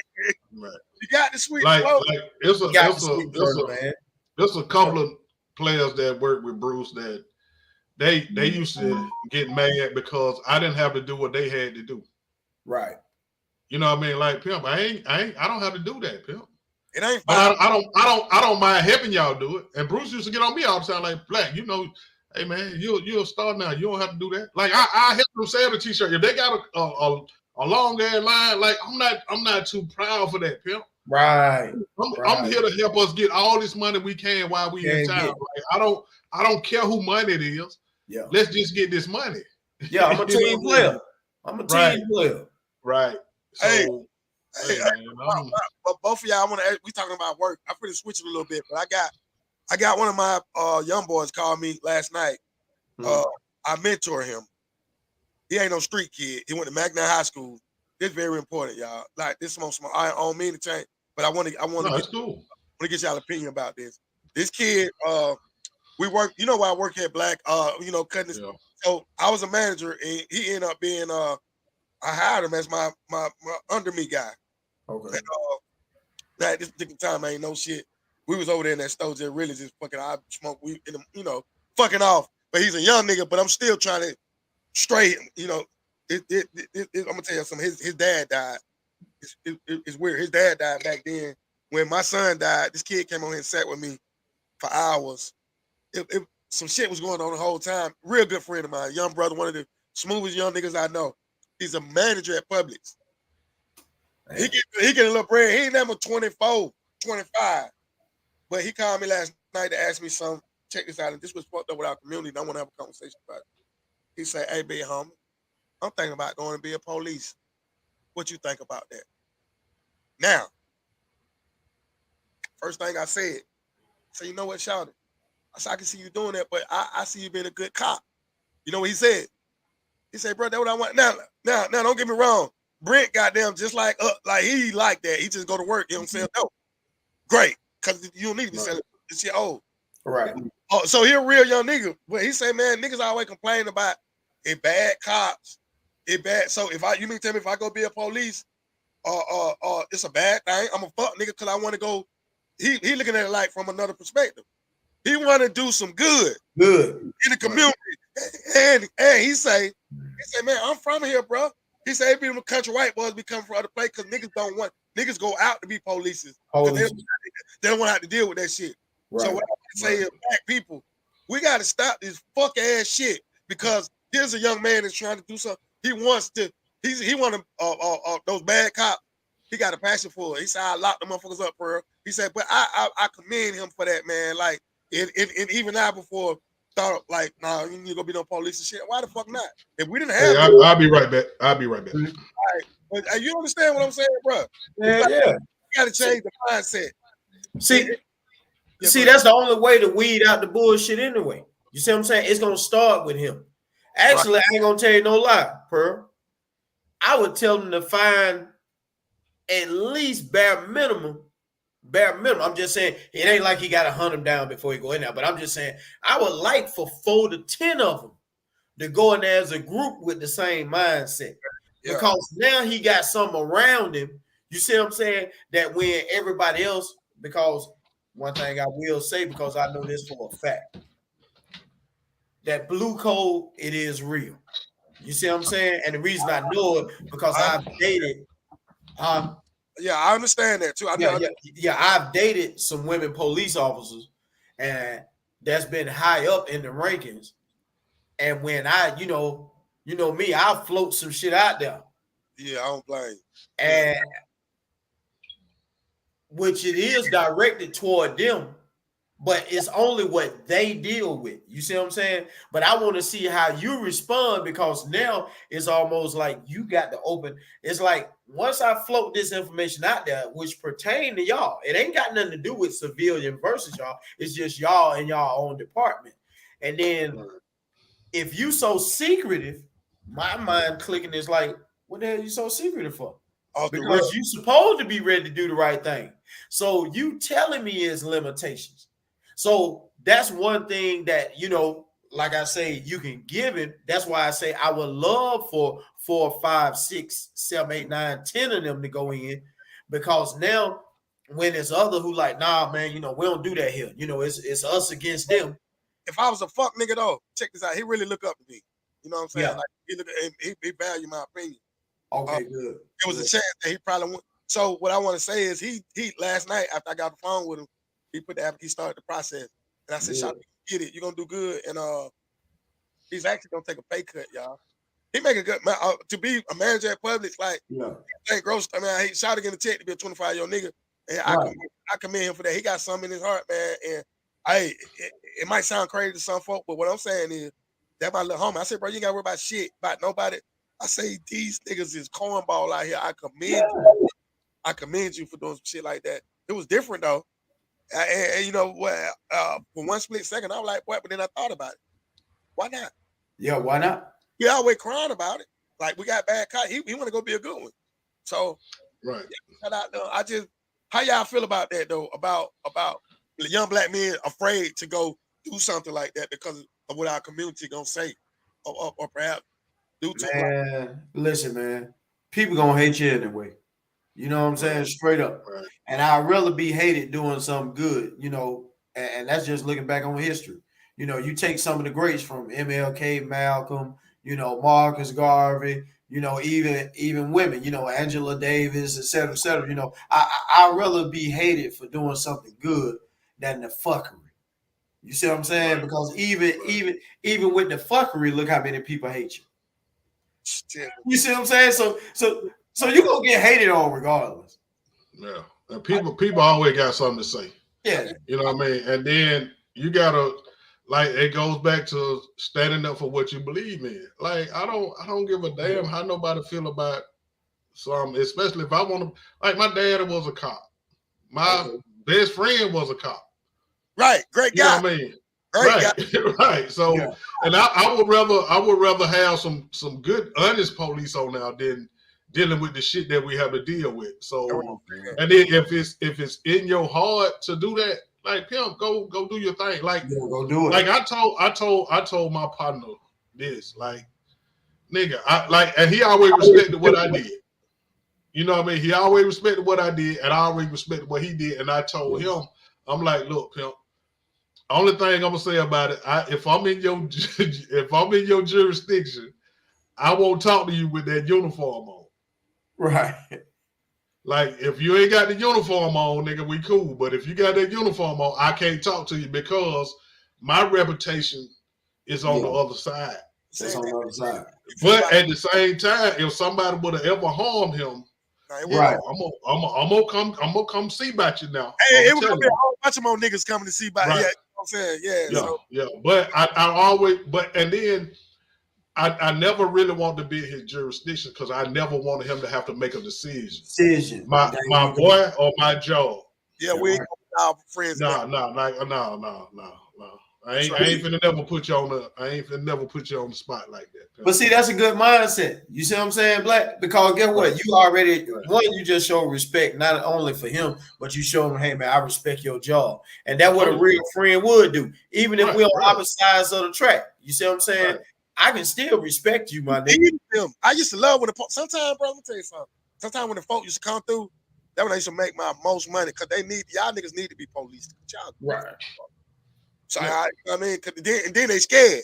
See, y'all didn't even know real like Black. You remember when we was out there, boy? We ain't giving the police right now, nigga. I got to get it. Got to get it. I tried in front of the police. Yeah. Hey man. Yeah. I'm not glorifying shit like that, but Hey man. You know, But no, like I always had my people back, regardless. Like, long as you ain't doing no bullshit, pimp. Like, hey man, like I really need to write this book, man, because like three of my boys, we were tight as fuck. hey, that shit wild. Now it's crazy how one of them was a East Point detective. Okay, the other one, this nigga got some Hollywood numbers, some football numbers. Like, nigga got 2 life sentences plus 245 years. Yeah. And I'm in the middle. Yeah. Like, I talked to both of them. You know what I mean? Like, the one that got the 245 years, like, all three of us was tight as, thick as thieves now. Yeah. But I was able to talk to both of them. You know what I mean? Like, nigga, I understand you the folks, but, and like I said, we already respected what each other did. Like, Yeah. and you know what I mean? Like, hey, man. Football. Huh? Football numbers. Oh yeah. Yeah. He got 2 life sentences plus 245 years, bro. Hey, you know, I'm not lying. I spoke to bro, man. He was so cool. Like, not Yeah. Oh, and when I check on him, he like, nigga, you know I'm good. I'm like, oh. So I'm cool by him being cool. You know what I mean? But hey, man, like, that's still my dog, man. See, most veterans doing time. I mean, anyway, you know, they gonna, first of all, you're gonna have the mindset. If you real out here, you definitely gonna pretty much should, as we know, you should be real in them. And most vets gonna have the number one understanding. I'm gonna do the time. I ain't gonna let the time do me. When did you come home? When did I come home? Well, I went twice. So the last time I actually came home was in 2007. Okay. It was just starting to get different. See, that shit, that culture in Georgia, that shit went crazy. Like, now it's like, because those gangs and shit, that shit crazy, man. And it's like, my little nephew just left, bro. That is different, man. Listen, man, I'm afraid for, if we don't hurt, like when I say we, I hate to say it. And what's been going on the last 10, 15, 20 years, the older niggas be like, shit, fuck this shit. I ain't worried about them young niggas. Nah, bro, we don't do it, bro. We can't lead these motherfuckers out here. That's why I be out here doing what I'm doing every day. So step by step, I got some kind of influence. Yeah. We got to use our influence. Yeah, we do. I got stone killers in here with me. Just the same. And they babies though. Right. Yeah. So I said, hey, listen to that bullshit. And then for about an hour, then get what I did. I gave them what I had to give them, and they took it with them. You know what I'm saying? And, I feel like, bro, they nobody talk black. You my black. You ain't nobody year older than me, bro. How you was keeping me out of trouble and shit? Hey, man. You like, I always been wise beyond my years. What I'm saying is, there's somebody there for you. It should have been somebody. We got to take care of each other, man. Yeah, of course. We want to do it ridicule and shit. So that's why I be so adamant online and shit now, man. I'm so tired of all this cap shit, all this talk shit, and ain't nobody doing that. Ain't nobody doing nothing. But everybody hate to try to do it by themselves because they feel like they not gonna make any kind of noise if they do it by themselves. Yeah. You know what I mean? Like when we was in school, like I told you, when I left Briarcliff, you know, all my homeboys followed me to Briarcliff, you know what I mean, and all that shit. But they always asked me how did they follow me to high school, but then I was the first one to lead them over there. And like I told them, I was like, look, Phil, when I left Briarcliff, that's when I started hustling. That's when I started getting in trouble. She got bad. Now, I loved y'all so much that I would not, and I know y'all probably would have followed me anywhere. You know how they were. Yeah, they probably would have followed me anywhere. And I did not want to ruin my boys when I know that they were good guys. If they would have got in the game, let me just say this. I hate to do this shit. It's fucked up. We playing devil. Was it devil? Devil's advocate. If they would have went, that should have been raw because because they were different type of guy like Vargo. Me, motherfucker, come on, man. I seen them in football. Them niggas went cool. They black pot, they cool. So they weren't gonna be getting. They weren't gonna indulge. No. I'm saying like that'd have been the only time that I felt like I had my crew with me that really had my back. Like I could have did some amazing shit though, but I knew that that wasn't them. Like, and I'm not finna ruin you to try to you know what I mean, to try to do my thing. Like honestly, that's what I got going on. I never gave a fuck about the future, man, until probably about 5 years ago. Mm-hmm. Like I've always lived for the day. Yeah. You know what I mean? So I just started worried about the future about 5 years ago on some real shit. Still young. You know what I mean? So yeah. But no, I would never ruin my boys like that. They were like, nigga, you were thinking about that like back then? I was like, yeah, nigga, I always thought about shit like that. For sure though, you were. Yeah, you know what I mean? But yeah. And then this was nothing that I was taught. This was just in me. Yeah, it was just in me. You know what I mean? It was just in me. You know what I mean? So my cousin who just left, he said that he was like, man, we had this talk about a couple of months ago.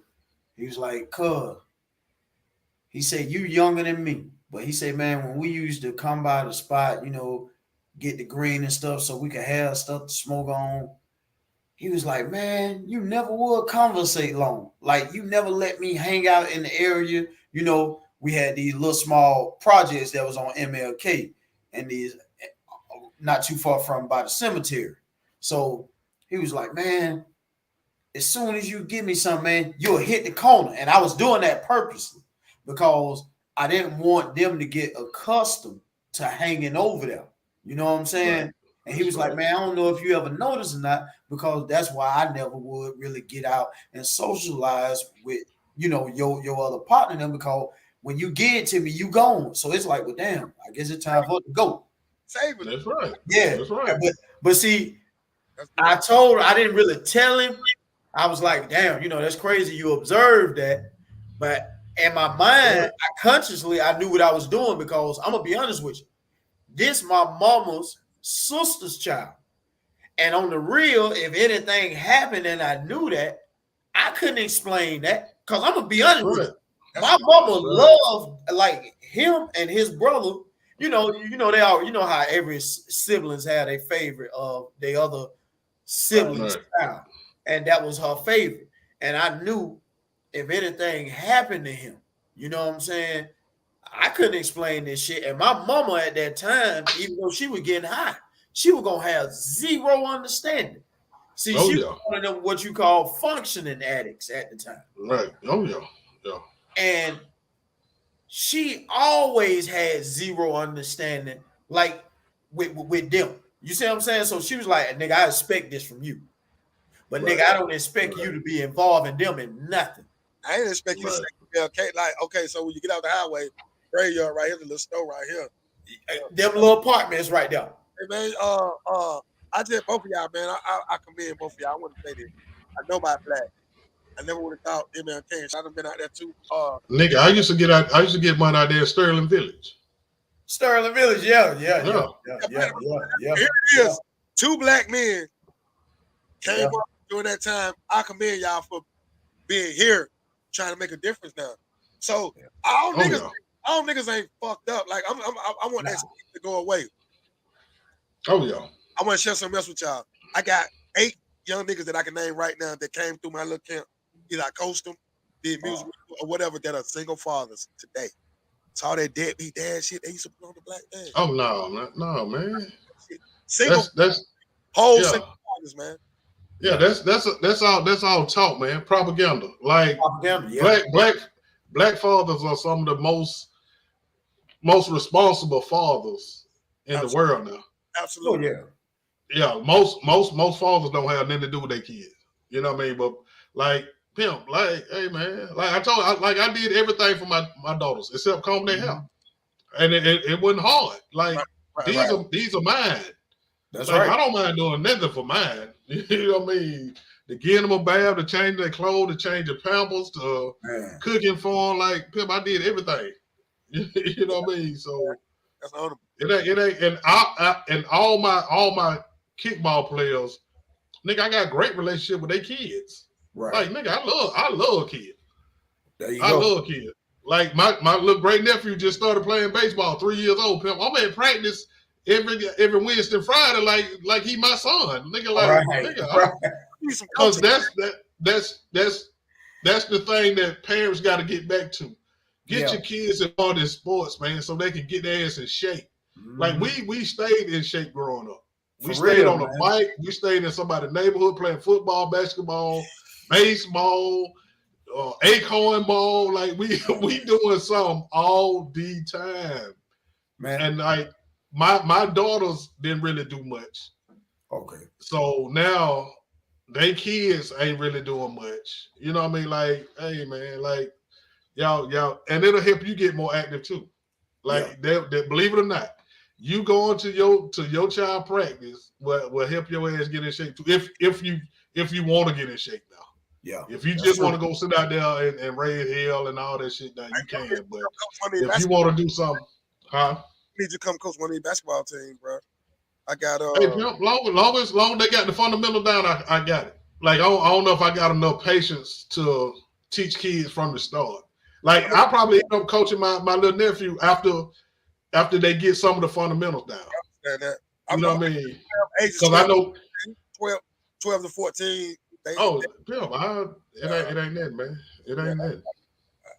But I got 14. Like I had a men basketball team a couple of years ago. A grown man. Yeah. I seen some video, and then Jen, I'm gonna send you the video where I interviewed JJ. Like that's really my dog. Like man. Yeah. I call him my twin to the day. I call him my twin. Y'all do look alike too. Yeah, y'all look alike. Y'all look alike for real. That's my dog, man. Like I was taking JJ on the road early in the game. Like when he first came to Atlanta, I told him you can't be an amateur, man, because he came to Atlanta funny as fuck. We met at Sharon Secrets. We met at Sharon Secrets. They were behind the Popeyes on Keller Road in the hotel. Yep. That's where we met at. Sharon Secrets. You know what I mean? And hey man, that's always been my dog. He always been funny. And he was on the road with Sid the Entertainer, like I was on the road with Bruce.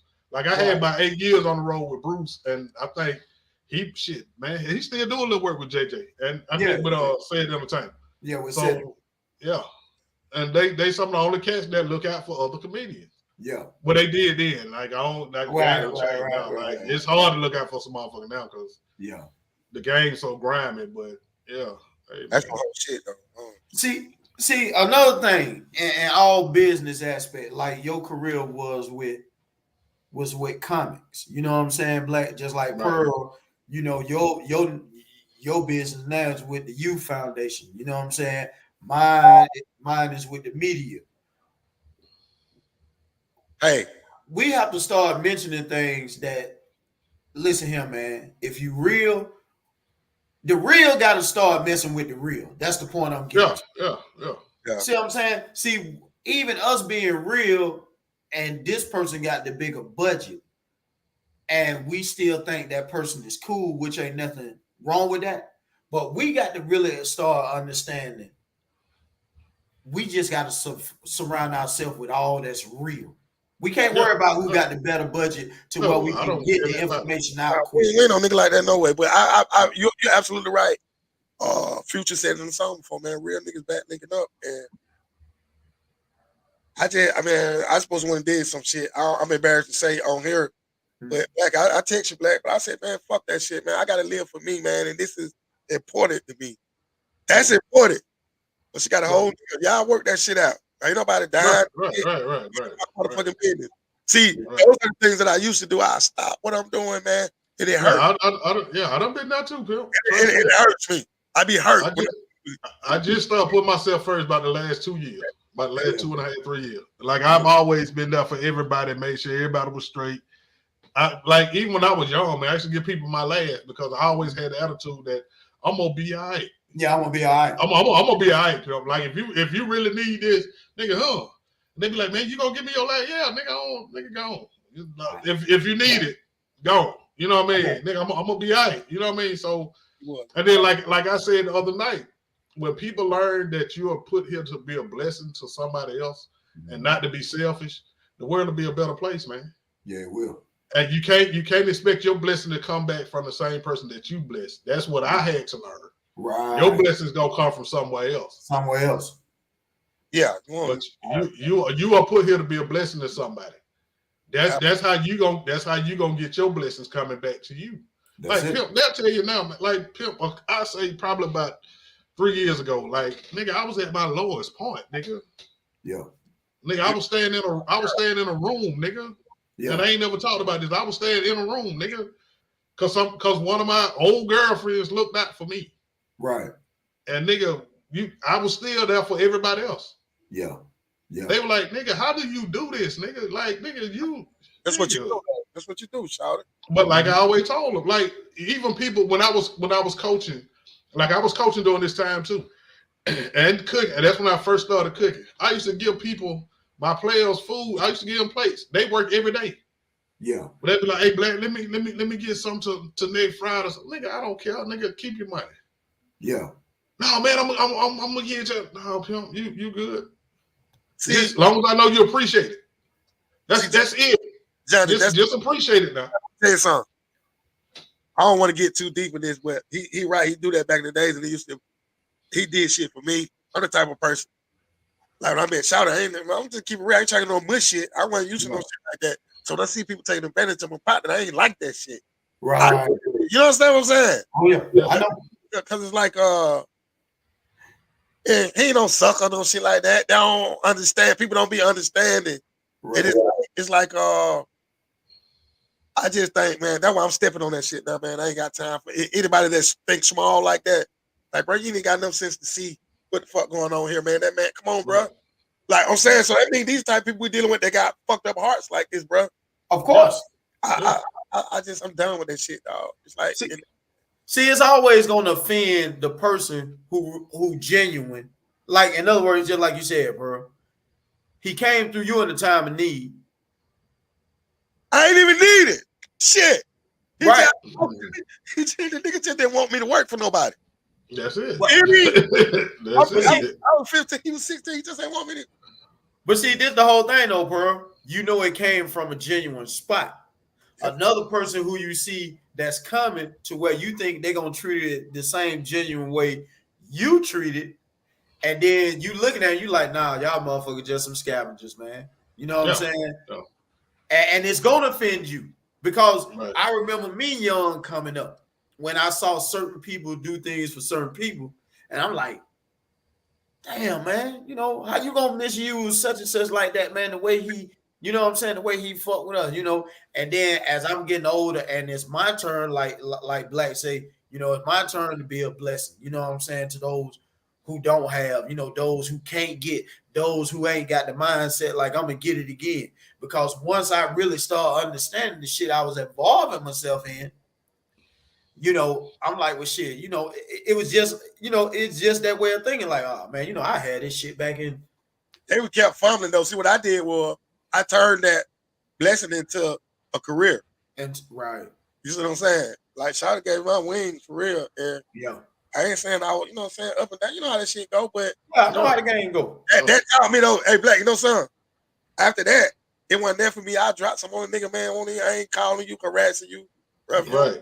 Like, you taught me the game, like, for real. And then, you know, I took it to the next person. And that's how it goes. So, right.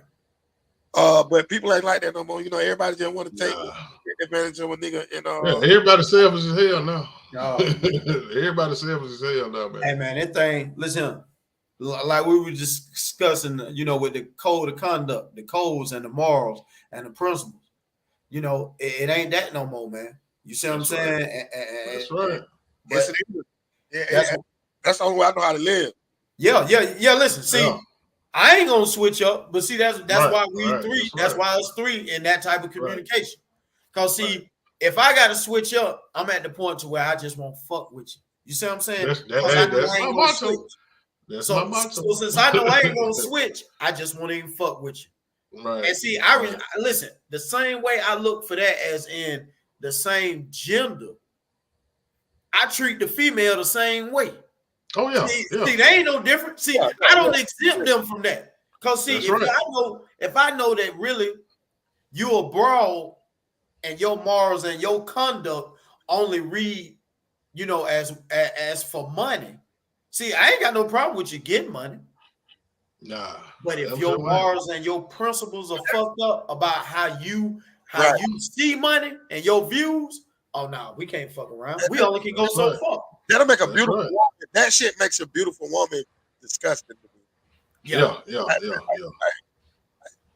Man, I'm telling you something, bro. I didn't even like for a long time. Even when I jumped on the board with Black from just a couple of years ago, no matter how much, I never counted that shit, bro. I never counted it. I never counted it. I just know at times I had a bunch of it, at times I didn't have enough of it. Right. I mean, because I never wanted that shit to. I seen what it did to people, bro. I was a young nigga. People, I seen it turn niggas against each other. Oh yeah. Like I'm a young nigga, 13 and 14. Now I go to school with y'all Black, but when I go home, you know what I go home to? Yeah. Niggas be best friends, man. Them niggas, I'm talking about like over a couple $1,000, Johnny. Yeah. Yeah, no nigga out of here, nigga, murk killing shit. I mean, but best friends, like with Black talking about you and your boys, think about the box together, killing each other over. I say, man, this shit, I can't. I didn't want to get caught up in this shit like that, man. That shit, that shit is the root of all evil, for real. Yeah, the love of money. That's right. Listen, man. At the root of money, you best to believe is evil intentions, man. You know what I'm saying? Like straight up, because the love, the love you gonna have for it. And then people got the wrong love. Listen, man, it's like Black said with his first mentality. He like, you know what? All right, look, you don't do the right thing by me, fuck it. Now I'm gonna show you something. My brothers, they were totally different. Like seriously, like listen. I got to admit, boy, it's some shit that, and actually one of them serving 4 life sentences right now. I'm talking about these, my real brothers. Real, bro. Real brothers. Like real. I ain't talking about the one we call play, my real bloodline. Wait, how many life sentences? 4. 4 plus 30. Gave him 30 for a gun. So you just working on the gun part for the 30. We'll see you on the 4 life sentences if you make it past the 30. That means if you die and come back 4 times, nigga, you got to go right back in that motherfucker. Boy, you got to go right back in there, boy. Damn, boy. But see, I say that because their mentality was different. Like shit, I would let pass. Like he would hear shit and he'll be like, man, this ain't the motherfucking 60s, man. You don't let that shit motherfucking pass. And I'm like, look, man, I got it. I'm orchestrating. Like, nigga, you my motherfucking brother. I'll be like, look, man, I ain't got time to sit here and worry about no motherfucking 6,000-7,000. Not in that amount. See, it's a difference. You can run off with 6-7 grand. Ain't no problem. You ran off. You be broke. I'm gonna take it more personally if you do something like you pull that blicky on me. People hear about it because I still got a reputation. Now you just run off with 6 or 7. That's cool. I'll catch you down the road sometime. It ain't no thing. Never 6-7 grand. Plus, I got to think about how many times I'm getting 6 or 7 grand right now today. Right. You know what I'm saying? Like right now today, I can't count 6, 7, $10,000 when I'm counting multiple times in one day. You see what I'm saying? But understand that it's in the game. It's in the game. His logic is, hey boy. And honestly, that's what helped him got them 4 life sentences. Oh, yeah. That's what I'm saying. Hey, boy, that's tough. I don't want to hear a nigga when he say that. Hey, boy, you already know what come behind that. You already know. And see, that's the part, and he lived by that. And, that's proof. That's why he in there. I don't see. Real. Huh? Yeah, you got to keep a level head. You got to. And that's the only thing I used to try to. That's the only thing I used to try to get him to understand, Black. But see, he couldn't hear me because in his mind, I'm your older brother.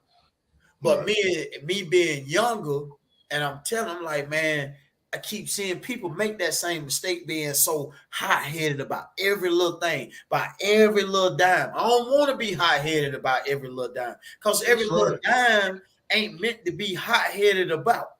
That's right. That's right. Certain conditions should only bring about certain immediate responses, but every condition you ain't got to respond so rapidly. That's and right. Man, that's why we got a lot of people ain't here today. That's why we got a lot of people that's inside the wall, and people, man, that's why I'm with Pearl. I have to be thankful that here upon this platform, whether it's one person or whether it's 100 people, it's just like on the platform I had, whether it's 1 or 100, you know, I'm appreciate the one, and I want to learn how to be appreciative of the one as if it's the 100. Because as long as we know we got one ear and we're gonna keep it real, man, hey man, it's a show worth having, man. Oh yeah. Like if I can change one person, Pimp, I'm good. Like I'm good. Yeah, you know, I can't worry about the masses. Nah, the masses will come in time. It'll come in time. And man, you know, that's why I say earlier also, you know, we really just got to understand that we just got to stick around. I love the different mindsets because, like you say, you know, we got things that's similar, but I never thought about being a comedian. I like comedians. You see what I'm saying? But I ain't never thought about being one because I know I ain't that goddamn funny. Now I say some hilarious shit, but it ain't gonna never be spot on like Black. Black gonna be able to come off every time. You may have me in a goddamn paragraph. You be like, damn, that was all right what you just said, man. You know what I'm saying? But Black gonna be able to get it to you off the boom. Every time, boom, boom. You're like, God damn, dude, got my stomach hurting. Yeah. So, but the thing, our morals, our conduct, the things we value, you know, pretty much those things at the top of the list, man. And not only that, the number one thing, man, I want to see you win. You see what I'm saying? Right. I'm the same way. Like, nigga, I want everybody to win. I want everybody to win. And guess what? I want everybody to win. I really do. I'm not ashamed to say, if you don't want to see me win because you don't like the way I say something, you may not like the way I talk, you may not like the way I walk, you may not like the way I go about something. The number one thing I know, any person can bring me anything they may not approve about me. But one thing I know I got good at through my younger years all the way up to now, I'll take my shoes off, see where you coming from. But if where you coming from ain't adding up, and it's showing me that, one, I ain't lessened my values. Two, I ain't lost my morals. Three, my character, I have not disdained that. Then I'm gonna be honest with you. I'm gonna put my shoe back on, and I'm gonna tell you, fuck you. Right there, down. See, cause I know now you on some bullshit. I took time to take my shoes off to put your shoes on to see where you coming from. But once I see all that shit ain't added up, well, I really supposed to have some reproof and some corrections. Why I got to give you the fuck you? You know, because I see now really you just here on some hating shit. Why is it so much of that now? Do y'all remember a time when, like you just said, you and your boy, like me, when you and your boy had y'all thing, me and mine, we had our thing. It wasn't a lot of that. I'm sure you had to, but people were closer. Like it took a lot of shit, man. Me and my little crew went through some shit. I'm talking about to the point where these boys used to be scared, and I used to be like, man, they need to go tell on me. They didn't tell, bro. They didn't break. Like we had real, like, that shit ain't like that, man, no more, man. It's like, nigga, how y'all gonna, if y'all boys, y'all talking about gang and shit, but this nigga starving, and the rest of y'all eating. He fucking starving over here, or that man locked up and his kids and shit. I don't know. So it's like the thing right here, Pearl. That why. Yeah. How long it did right here, and I can show I'm doing better than the next, and I'm the number one showman. See, I'm the number one showman. Yeah. Everybody want to be the shit. Everybody. Like me, I ain't never wanted that title. Like I'm cool. Like I ain't never been a number two dude, but I was cool playing number two in certain situations. Because I don't want that heat that come with being number one, man. Like I'm real laid back, you know what I mean? Black, everybody, Brockcliffe, Drew Hills, everybody know my little crew. I put that boy in front. Y'all know that. Y'all know that was I was the man. Like, he wanted to be there. Yeah, that's what I'm saying. Like, yeah, if that's what you want, I will let you wear that title, Phil. I'm not one that's has to be in the forefront. I'm cool being in the background. You know what I mean? Like, just like when it comes to women, I ain't never wanted the one that everybody like. I like the one right beside her that ain't nobody really paying no attention to. But that motherfucker just as fine, just as cute, everything, Phil. But ain't nobody giving her that attention. You know what I mean? Hey, real quick, Pearl, guess what Johnny asked me? What? He asked me, would I get back into comedy? What would be the only reason I told you I get back in comedy? He got to get it. He got to get in the club, man. He got to get his own I club. got to get my own spot. I told me and Pearl talk about this all the time. His own I got to have my own spot, so I don't have to kiss nobody. That's not in my face, though, Johnny. It ain't ever. But his idea. Hey, Johnny, do you know anything about you? I know you do because I be watching you and your girl that metaverse shit. Have you got all the way in yet? On them, because see, we had to talk offline. But Black boy, I told you about that. Black, you back because the shit what you. I just need to know who can show me the right way to do it. I'm telling you, like only thing I need an assistant, like somebody that can put my ideas on paper. That's it. I haven't talked to him. I mean, I haven't talked to him personally, but my cousin talked to him all the time. How you and you got a relationship with Rodney Perry? And the reason I'm asking this is because he comes through the studio a lot. Yes. And see, he may have that information. That's my dog. Okay. That's my dog too. Okay. I need to get Rodney Perry on my podcast too. He come up through there from time to time. Like I said, my cousin speak to him more than than I would. I got some pictures with Rodney Perry I can show you. Like I knew all these cats before they blew up, man. I knew all of them, and they know me. You just say the name Black Boy Pimp. Trust me, he'll be like, "Hey, where he at? That's my name." He got to make his way back, bro. Yeah, cause they gave Rodney Perry some. Is that on Roku or something? I think Roku gave them. If I'm not mistaken, man, like I said, I probably have to look it up to make sure. But it might be Tubi because another girl just got a stand-up special on Tubi, so it might be Tubi. Oh, they doing shit on Tubi too?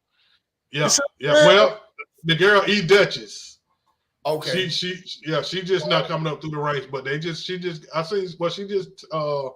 aired. I think it's on Tubi now. I think I just seen on Facebook. Well, what's up with that girl? I see you talking to Small Fry one day. Yeah, Small Fry still doing her thing. She just on the Christian circuit. Yeah, she just on the Christian circuit. Oh, yeah, Small Fry was hanging up on the Bruce when I started. Oh, for real? That's my dog, man. That's my little sister. That's my dog, man. See, so what happened to those? Like you remember that core group of like it was a group of y'all together. Like it was like the top tier. Then you had that second group, and so like what happened to the what's his name? The Arnez. What is it? Arnez? Ernesto. Yeah. What happened to these people, man? Ernesto still in the game. Still wearing that ugly hat. Bit all up. Yeah. He do a lot of film work too. He do a lot of film work too. Yeah. I mean, like I said, man, like that's really why I started my podcast, to interview them, the one that started out with me, because like I said, we got overlooked. Right. And like for me, I love the underdog. I don't like somebody that I made on the superstar. No, it's other people that got stories to tell, man. We got named special, Johnny, the underdog. Yeah. Shit out. Hey, that'll be good. And you know what, man? It'll be even. I mean, I would love, because I see he done really got blackballed in a way. But I would really love for you and Cat to link up, man, since he been blackballed. Man, Cat know me. Yeah. I've been knowing Cat since he was Cat in the Hat. Right. That's what I'm saying. Like all these cats know who I am, man. Yeah.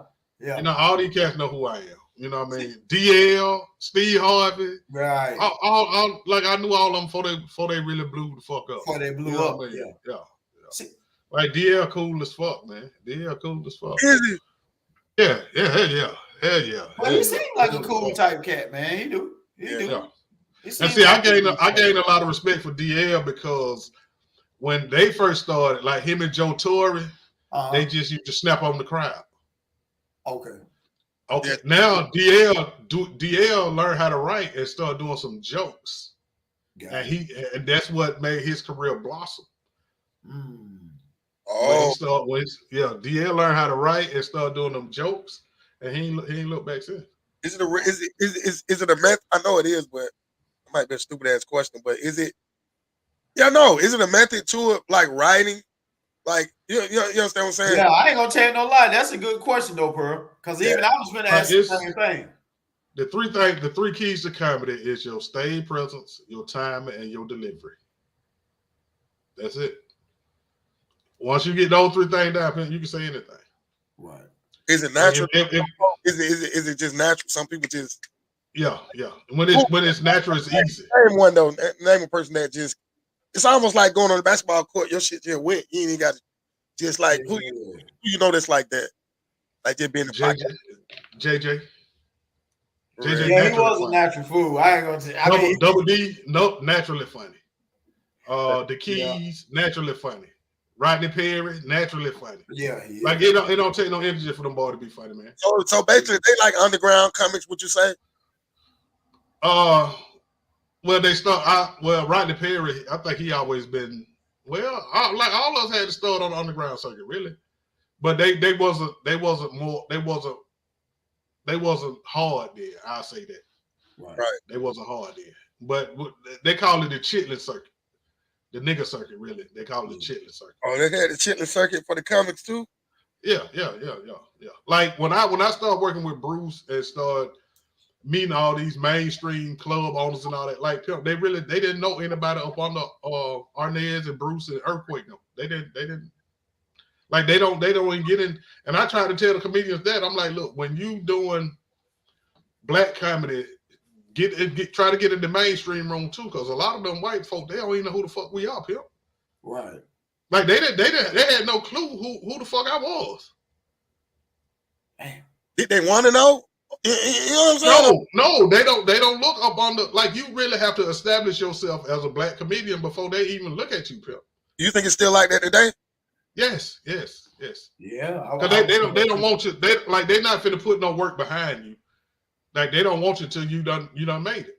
Till you done made a name for yourself. That is in the music game too. Same way. Yeah. Niggas think it be niggas calling me thinking they can still get a contract a record deal and shit. A record deal. Right, yeah, they ain't even giving out record deals no more. No, because they lazy. Like they want people that like you think somebody gonna invest their money. And if you really think about it, come on, bro. You gotta if you don't invest in yourself, what make you think somebody gonna invest in you? Yeah, that's true. That's true. Know. That's true. I like that show, man. I like that. I like what you and old girl. Yeah. Man, appreciate you, man. I be fuck, bro. Man, that world, I tell you, boy, it be on my brain, man. I got some more stuff coming, man. You know, I just have to, just go pretty slow with it because I know most people ain't gonna really understand. You know what I'm saying? I want to, my whole thing is, man, to help the man shape itself up. You see what I'm saying? Yeah, I don't know what the hell happened then. I just got them. I don't know what the fuck happened. But that's what it's about. If you ain't doing I just feel like you can use it, try to use your platform and be, because for one split second, I say I just gonna get on here and act a fool every night because I'm hurting. I just want to be mean and be fucked up. But then quite naturally, man, that other shit came about. Shit, I'm finna use my platform. It's big, as big as it might get, it gonna be try to goddamn pass the shit on to the next folks, man, and try to help them do what I can. I always been that way anyway, but now I really got a chance to do something. Selling niggas be wanting to hear me talk about selling dope and all this shit the whole day, bro. I'm like, fuck that. I'm talking about what we can do now. What we can do now. Right. See, I mean, that's the whole thing. We want to be able to sharpen each other. You see what I'm saying? But nigga, I want to sharpen each other on something that's gonna last forever. You see what I'm saying? Right. I mean, it's about leaving a legacy, man. Ain't no legacy in the dope game, though. Nah. ain't no legacy in the dope game. Nah. You know what I mean? Listen, like you gotta leave something for your kids, hopefully. Yeah. Listen, I ain't that far removed from the street, and I can tell you right now. Even right now, if it's any young hustlers that's living or parents that's listening right now, want to tell their younger kids who even thinking about entering the drug game. First of all, cocaine ain't selling like that no more. You know what I'm saying? Heroin ain't even selling like that no more. It's the new thing that's done came into play, which is the pills and the fentanyl. And the thing is, the high done got as what we would say, it's done got so diluted that now you got to have something 10, 20 more times stronger than that. And people don't realize how strong cocaine and heroin, like people heard, a lot of people heard, other people witnessed it. Right. But most people in America have really heard. You ain't really just seen it. Nah. Because I tell people all the time, knowing an addict in the family versus seeing that addict in the family, boy, it's two different things. Oh yeah. Oh That yeah. shit hurts, man. You know what I'm saying? I'm just keeping it real. You know, knowing and seeing is two different things. Do y'all remember that wave? Do y'all remember? Like, I know y'all remember, but just sit back and think about it. Like that when that crack shit came. Like Black, even when we first jumped off, it was that shit went crazy. Wow. That shit went crazy. Motherfucker, these niggas be thinking, bro, y'all ain't bro, this shit went crazy. We was in high school, we was in 10th. Man, we was on some boss shit, man. Boss shit, like in the 9th, 10th grade, like young niggas like one of those like slaps and all this shit, man. They went way over that shit. So I don't see why niggas taking that chance. Now you get way more time than you ever get. And you ain't getting the money. Like you said, ain't nobody, it ain't even niggas still I heard niggas still selling crack, bro. I didn't even niggas still smoke crack. Oh yeah. Right. Yeah. Oh, listen. Listen, the old addicts still want the same drug. It's just the new wave that's done came about now. Nah, man. You know, God still letting them live, man. You know, He gonna give everybody a shot at the title. You know, He want everybody to get it right. They gonna outlast. But I see some of them folks that actually beat that shit, man, and they turn their lives around. I see them. Oh yeah. And that'd be dope. That'd be dope. Especially when I used to kick with my Jay. Like I don't like niggas. I like Jay because they be some of the smartest people I ever met in my life, man. Oh yeah. And I've seen a couple of them beat that shit, Black, and they turn their life around and they'll tell me, man, I remember when we used to try to encourage. I just got a thing for seeing shit. And I seen I seen Jay's beat the shit out dope boys. Oh yeah, that's why I have a couple of times. Yeah. Like, I used to like to see that shit. It should be funny, man, because you can't treat people bad. I never understood why people treat. See, these people paid my bills and shit. Mm-hmm. But I was still in the hood fucking with black folk. Right. I don't understand why niggas used to treat them niggas bad, treat people bad that come to spend money with you, man. That's you know why? Because it was at a time in their life where they was looked less than and frowned upon. Mm-hmm. Now this person in that position, it's like being the kid in school who can't afford the new kicks. You see what I'm saying? You had the same kicks on for the whole school year.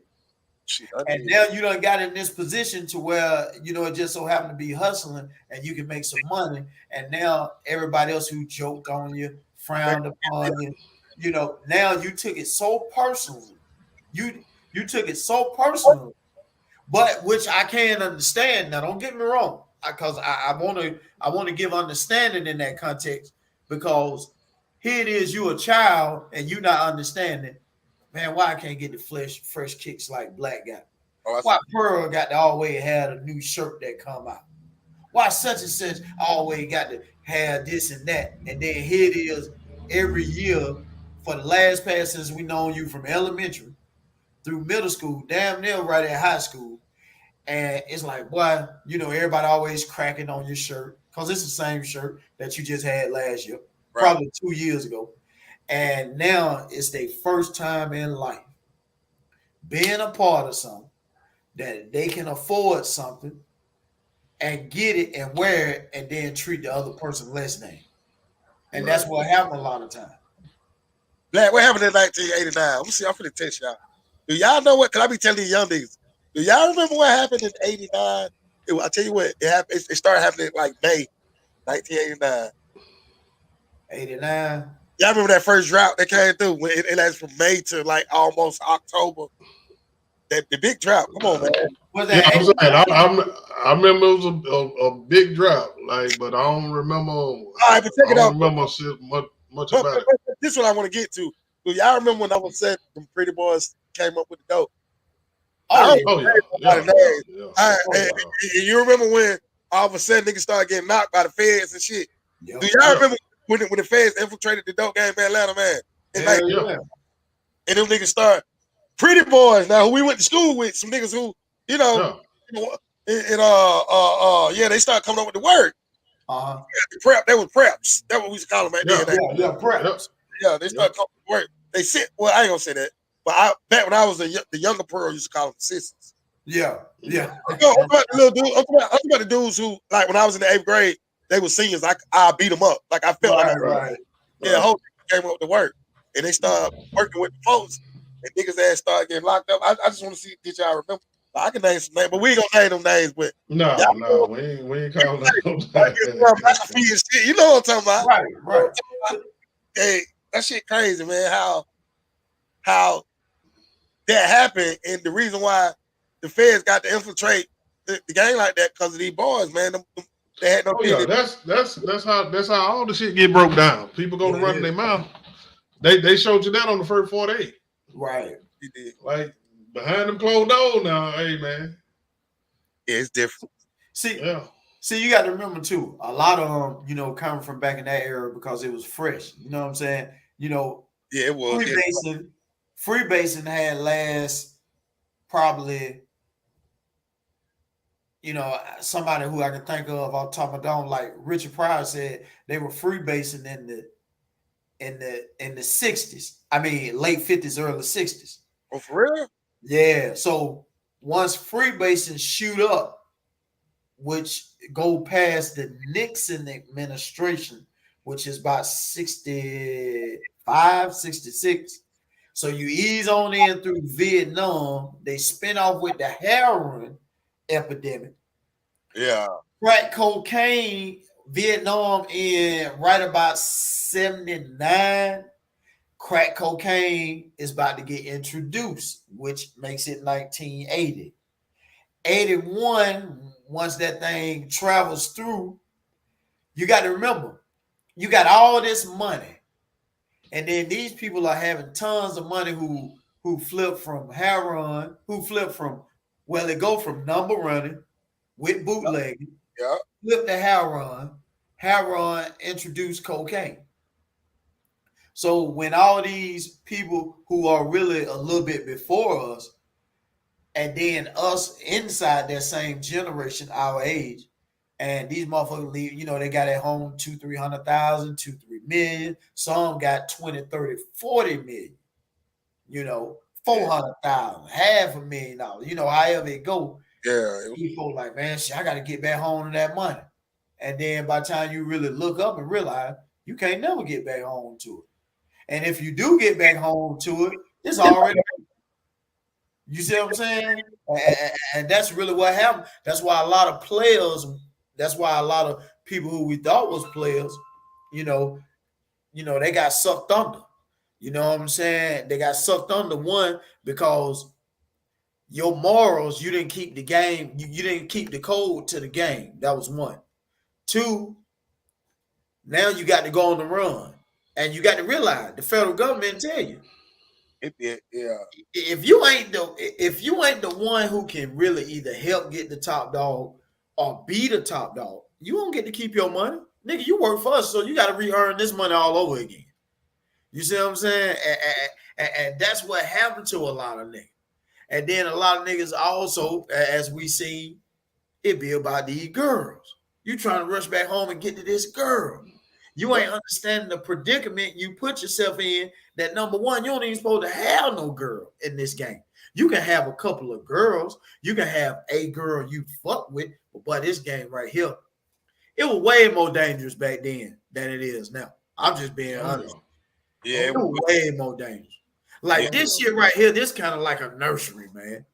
I'm not saying that it's a joke, but I'm saying it's a nursery compared to what they really had to deal with back then. Serious about that. Niggas don't even hide their bums. Hey, y'all remember we say hide our bums? Niggas might take your bum on that shit. This shit, niggas be walking around shit in their pocket and stuff. Pocket. See, that's what I'm saying. It's more like a nursery. Oh, nigga riding around their whole life. I know little niggas riding around with 4 pounds, 300 pills. I'm like, man, you got your whole goddamn life with you, young man.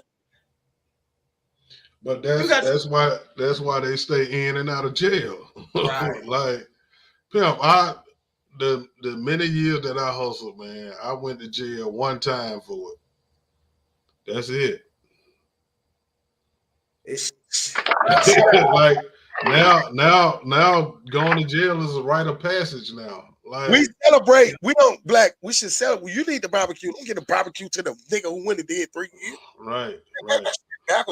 We I celebrate a nigga who ain't went. Like Mm-hmm. why you get? And I know you went down the road and shit, shouted, but I know when you was down there, you went like that. Yeah, I'm doing now. Nigga want to be at home.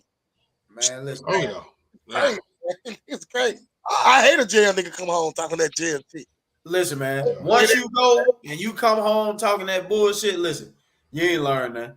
Yeah, See, I already know you on your way back. See, that's yeah. You know what I'm saying? And I learned that young. You know, now I will say this here. Most people, and this was the most stupidest thinking. You know, in my mind, I'm like, shit, you know, when I go, I got my credibility. You know what I'm saying? Here it is, nigga. It's crazy as this sound, bro. One side of my mind, I'm saying, boy, I got the state getting away. You see what I'm saying? Now I'm making all the decent moves to get away in that particular game. When we was doing the car heist, you know, the motherfucking truck heist, the armored car trucks and shit. In my mind, I'm like, I'm making all the right moves. Then a couple of years down the road, here it is. I'm like, nah, you know what? I'm a hustle too. And then it's like, you know what? When I get caught, goddamn it, I have my credibility. Motherfucker, I'm going to stand tall. And I'm like, how the fuck you want to get caught for this, but you want to get away for this? You see what I'm saying? But even I noticed I was immature. You see what I'm saying? Because here it is at 18, 19, 20, 21. I'm recognizing one part of the game that I'm dealing with. And I'm honoring it and I'm respecting it. But then on the other side of the game, I'm treating this as if, oh, I ain't got to be so cautious with it. Now, I'm cautious because I'm cautious with one, but I'm not treating it as the same cautiousness as to the highest level as I am with the other. And that was the most stupidest thing. That's young shit, though. I think that's young shit. Because I done it too. We be young. It was, you know, that's what I'm saying, Pearl. It was, but I had to go through that because I was like, damn, you know what, nigga? You ain't even have to get caught. You got to be the most stupidest nigga. Because now I got the time and I'm sitting there. And the crazy part is, this what else? I can't make this shit up. I can't make this shit up, Black. When they gave me the time, right, for the trafficking and shit, the crazy part was, they was like, man, would you just really accept intense probation? Because for some reason, sir, you know, this is what the judge said. The judge said, really, man, you seem like an all right fella, man. And we're willing to offer you intense probation. That's crazy. Which means, you know, back then you had to be in the house at 5 o'clock. You had to do it for about a whole year, etc. And I told my lawyer, you know, my lawyer said, hey, man, you want to take these 2 years of intense probation and just stay home. And I told the lawyer, I said, listen, I'm going to be honest with you. The moment you let me out this motherfucking door, and you know, this is young shit. Yeah. I say, the moment you let me out this goddamn door, it ain't no way in the hell I'll be back at the house at 5 o'clock. So I think they better come on with this time. And he was like, man, you know, that's going to be like close to 2 years, man. That's the best I can get now. Like, shit, come on with it. Because I'm telling you, if you add anything else, I know it. And now, see, I did know that, and I was being honest. But at the same time, I'm like, that was so foolish. You see what I'm saying? Because, nigga, I could have humbled myself down. I could have found a way to humble myself down due to conditions these folks asked. But at the same time, at a young mentality, I'm going to be honest with you, Pearl. I'm like, man, I can handle fucking prison. Fuck that, man. Number 2 years. Now, it's good in one way I'm saying that because of the moral and the morals that, oh, I ain't flipping for nothing. I don't give a fuck what y'all had. But at the same time, it's the most stupidest, ignorantest shit because, nigga, you ain't even have to go. If you ain't got to go, you don't need to fucking go. I don't understand. Like, but no, we do it all the time.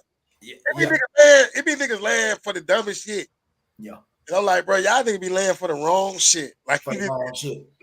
Yeah, but that's because we don't think about what we can be doing if we out. We just think it's strictly about the restrictions that we gonna have. What that we going? Yeah. You're right, Black. Let me tell you, man. Like I had to turn myself in.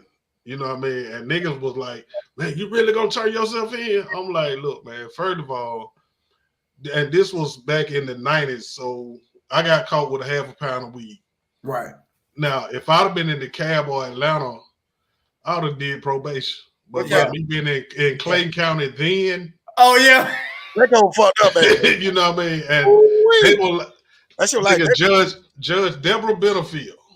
Oh, the Benefield, the husband and the wife. Nigga, I'm telling you, Phil. everybody. Like I was in the lawyer. Like they don't have public defender. They have self-appointed. Yeah. Mm-hmm. So I went and talked to a lawyer up in. Whoa! What's up, Dad? What? They have self-appointed. Self-appointed lawyers. What that mean? Well, you gonna pay for yours. Yeah. Like you gonna be on probation for it. Right. Till you pay your fine off. Yeah. Oh, they were doing that back then? Oh yeah. Yeah. Damn. Now, when I because I talked to a lawyer in Buckhead first. Mm. Then I talked to him. Because the lawyer in Buckhead was talking about well, man, you give me $2,000, I can get y'all this. So I went, like I say, my dad used to be a police, so I went and talked to my dad, and I told him, I said, well, the lawyer up in Buckhead said that if I give him $2,000, he can get me off. My daddy said, let me tell you something. The only way that's going to happen if he crooked, the DA crooked, and the judge crooked. Right. So that's what made me go talk to the folks down there in Clayton County, the self-appointed lawyer, whatever. And I talked to him, and he called Deborah Benefield while I was sitting in the office. And he was like, look, this man 23 years old. He ain't never been in no kind of trouble. And I just recommend we get him probation, probation. And she was like, hold on, how much drug did he have?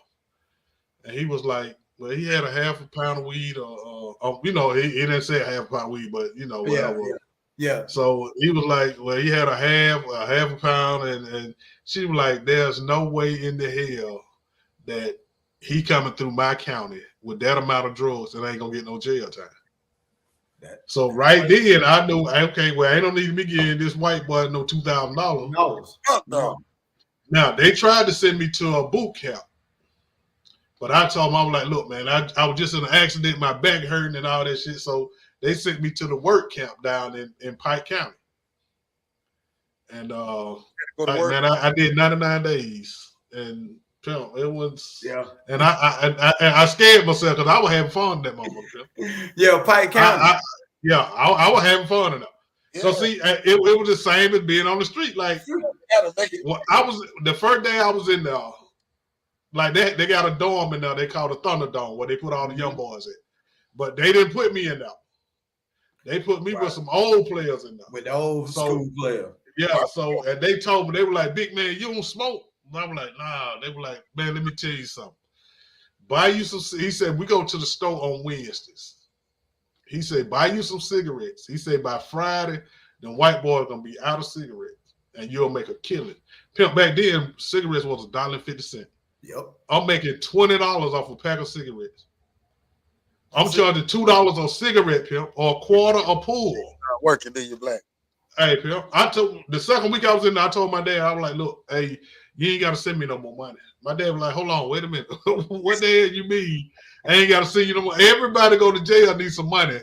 So what you doing that I ain't got to send you no more money? I'm like, well, to be honest with you, cat, I'm selling cigarettes. Hey, he was like, boy, you just ain't gonna goddamn learn. It's easier though. And I was like, look, cat, what they gonna do? Lock me up? I'm already locked up. I said, I understand about the contraband and all that. Like, I understand all that, but hey, man, I had six lockers full of shit every week. Yeah. Once I filled my locker up, anybody that I was cool with, that their parents might not send on no money on that, hey man, go feed your locker up. Go feed your locker up. I'm like, hey man. And they were like, man, hey man, I can have this for real. I'm like, pimp, you can have whatever. I don't got I can't do nothing with it. Yeah. I can't leave it here. So hey, pimp, do your thing. I was like, just if it get down to the last of something, just ask me, do I want it? That's it. Right. And 9 times out of 10, I'm not gonna want it because Next week, guess what? I got 6 more locker full of shit finna come next week. Finna come back over again. Hey man, I gained weight in jail eating honey buns and noodles and drinking goddamn sodas, nigga. I gained weight in jail. Everybody like, nigga, how the hell you gain weight in jail like people? I don't eat none of that bullshit. Yeah, like they couldn't believe I would eat none of that shit. They were like, big man, you don't want this, nigga. This the good lunch. I'm like, nigga, I don't want none of this shit, nigga. I ain't drinking no saltpeter. I ain't drinking none of that shit, nigga. Hey, for real, boy. Nigga, Hey, boy, that saltpeter, boy. Hey, boy, that shit was not no man, boy. I ain't believe that shit when nigga told that shit. Hey, man. And I had a ball. I had to catch myself, man, because I was like, hey, man, I don't want to be having this much fun there. You know what I mean? Yeah. Like, I ain't having no fun, but I want to come back. But like I said, I don't let that drive me crazy, man. I'm in here. I'm going to do this new time. They're making the best out of the situation, though. Yeah. But see, that's what. But see, I'm gonna be honest with you, and this is where the system get tricky at, man. It does institutionalize you, and see that's what's done happen with a lot of young men in there. Yeah. They done really got institutionalized. There's no lie right now. I ain't gonna say a name. I got a partner right now on a 23-year bid. Want to make sure. Been in the first time going to the halfway house. He decided he want to be the kingpin all over, like I say, in them. Now, like I say, I can understand this if he's even 35 and under. Nigga, you 50. First of all, this time, when they just told you, you came up for parole. They finished sending you to the halfway house. Your ass was 49. All right. Now, I thought maybe, all right, you get jammed up on a freak accident. Cool. I understand. They can happen to anybody. Now, he's still in there. This time, Black, his ass come up, which was last month. He decided to do the same thing again that he just did the first time. Now, this is a thorough nigga. So my thing is, now, first of all, I know you ain't nobody little girl behind him. I know that. I'm talking about, he been through all the gladiators, been through all the training school. In my mind, because I heard some other shit, and they like, man, this nigga want to be John Gotti in him, man. This nigga, that's all I keep hearing. So I know it ain't no other shit like you got a boyfriend or nothing like that. So I know it ain't that. Right. Like, I really know that. I ain't just saying that. I know that. But my thing is, nigga, you done went behind him and got so institutionalized that you are determined now. I don't know what the fuck you trying to get out of there, but you're determined to get it. And that's what's so crazy, because even I realized even way back then, boy, it only take one time for your ass to do some time. And that's what you can do pre-trial time, and your ass can get institutionalized. I done seen it from the best of them. Oh, yeah. And I was just getting to that point because I'm like, damn, nigga, you a veteran. How the hell you fuck around and get institutionalized? What exactly does that mean? Like, well, I've been hearing people say that for years. Does it really mean that a nigga really like going to jail? Nigga really be locking himself up to go to jail, bro? Yeah, hell yeah. But I've seen how people can get institutionalized. Yeah. Like, because everything's so structured, pimp. They tell you when to eat, sleep, take a bath. If you're lucky, if you get a job. Yep. A lot like the one that go crazy, the one that don't never leave that goddamn dorm, pimp. Like, and if it rain or somebody done did something, we can't go outside. Hey man, them boys don't lose their goddamn mind. Their mind, for real. You know what I mean? So you want a job in there, just to have something to do. But I see how you can get institutionalized because everything's so structured. And see, a lot of people, they deal with life better like that when they got some structure. But it's crazy that it's behind the walls, but you know what the crazy part is? You know what the crazy part is, Black? Whatever. The structure is there, but the accountability. You see what I'm saying? People like, no, he got to have some accountability because he's working. No, listen, he's doing what's already in place. That's You see what I'm saying? That's insane, bro. Yeah. That's insane, man. That's Yeah. But understand this though, Pearl. You ain't got no rent. That's See, right. listen, you got little Junior and little Susan out here. You got to think about this here. I go in here and do 6 months. I ain't got no rent. I ain't got to provide no groceries. I ain't got to provide no clothes. I ain't got to provide no shoes. I ain't got to provide no light bill. I ain't got to provide no car insurance. I ain't got to provide no health insurance. I ain't got to provide rent money. Now, I'm going to sit here and do this time, and I'm going to get these peanuts. But guess what I am going to get? I'm going to get free lights. I'm going to get free water. I'm going to get free rent. Free food. Free food.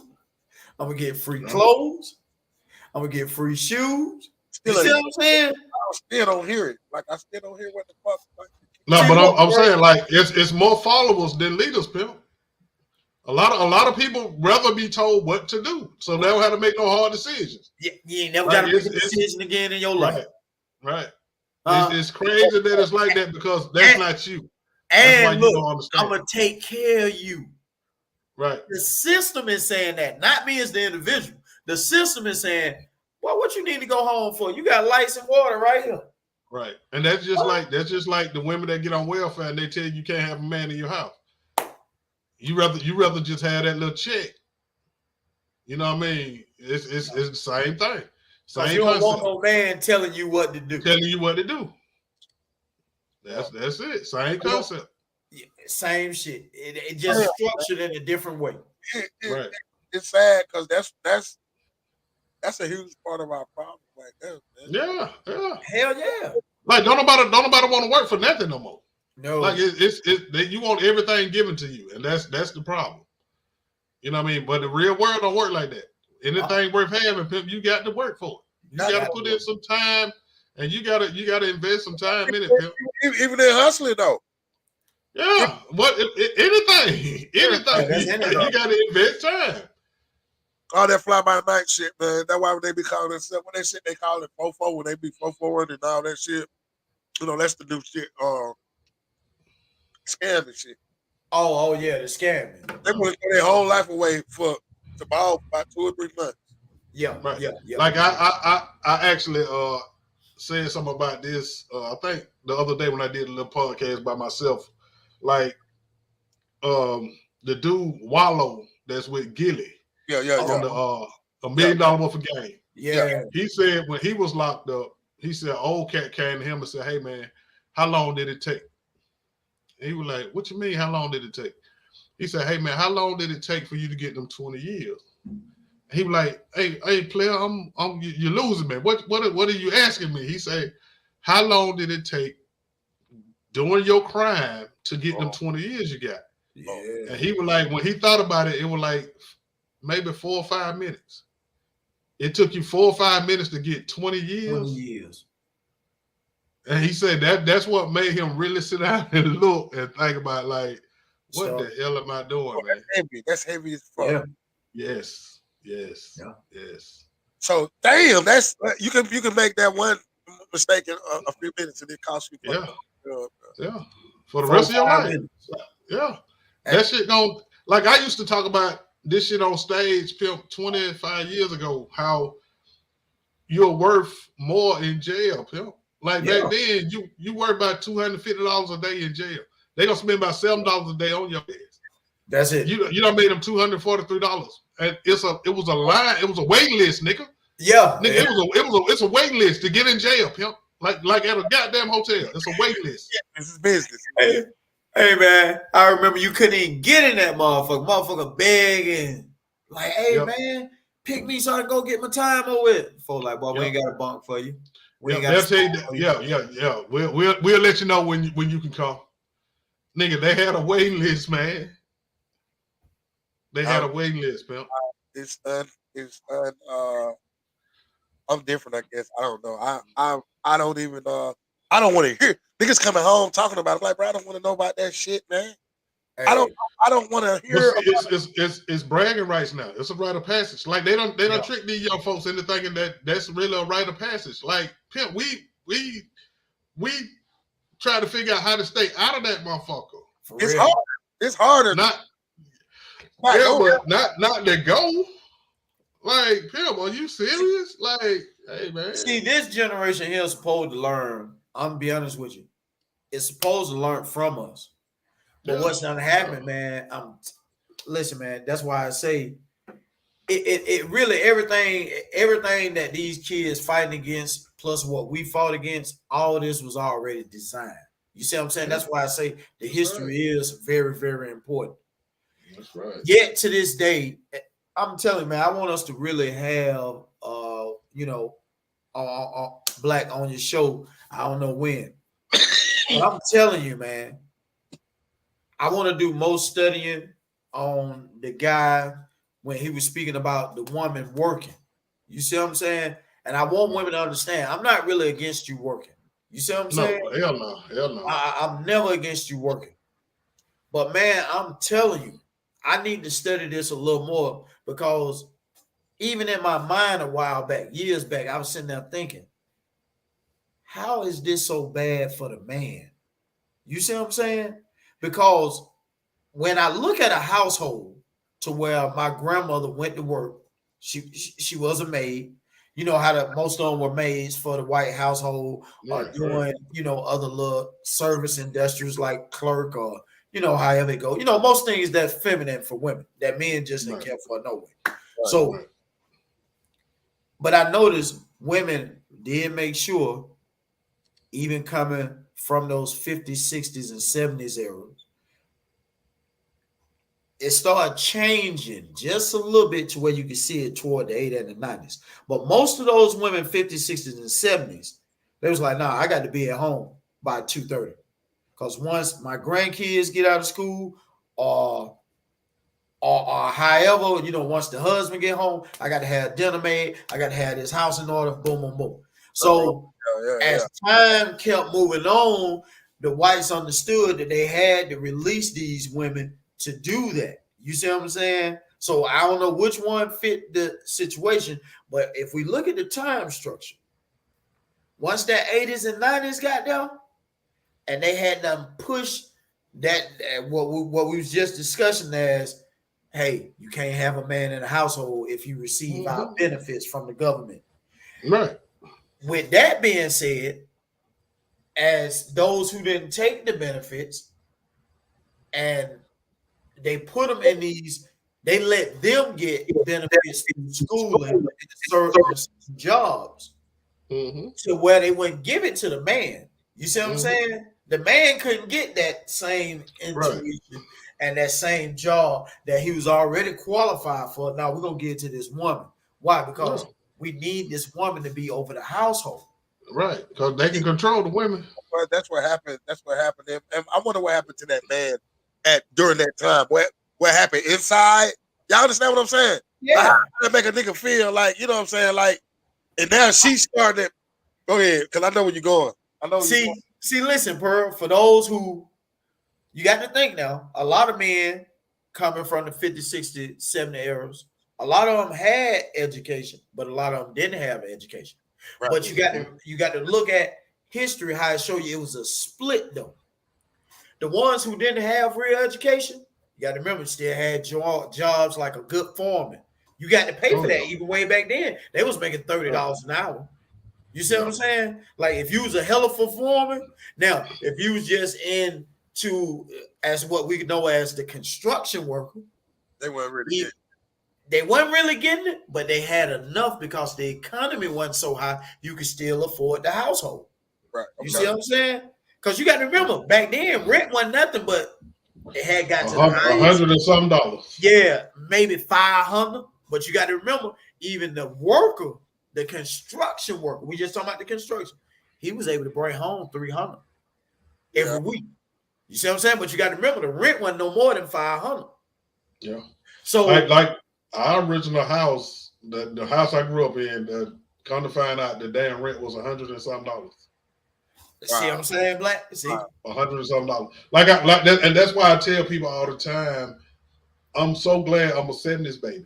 Yeah. Because see, the 70s was the last great decade. That's it. It started changing in the 80s with Reagan and the Reaganomics. Yep. That's when inflation started kicking in. Yes, sir. That's when shit started getting crazy.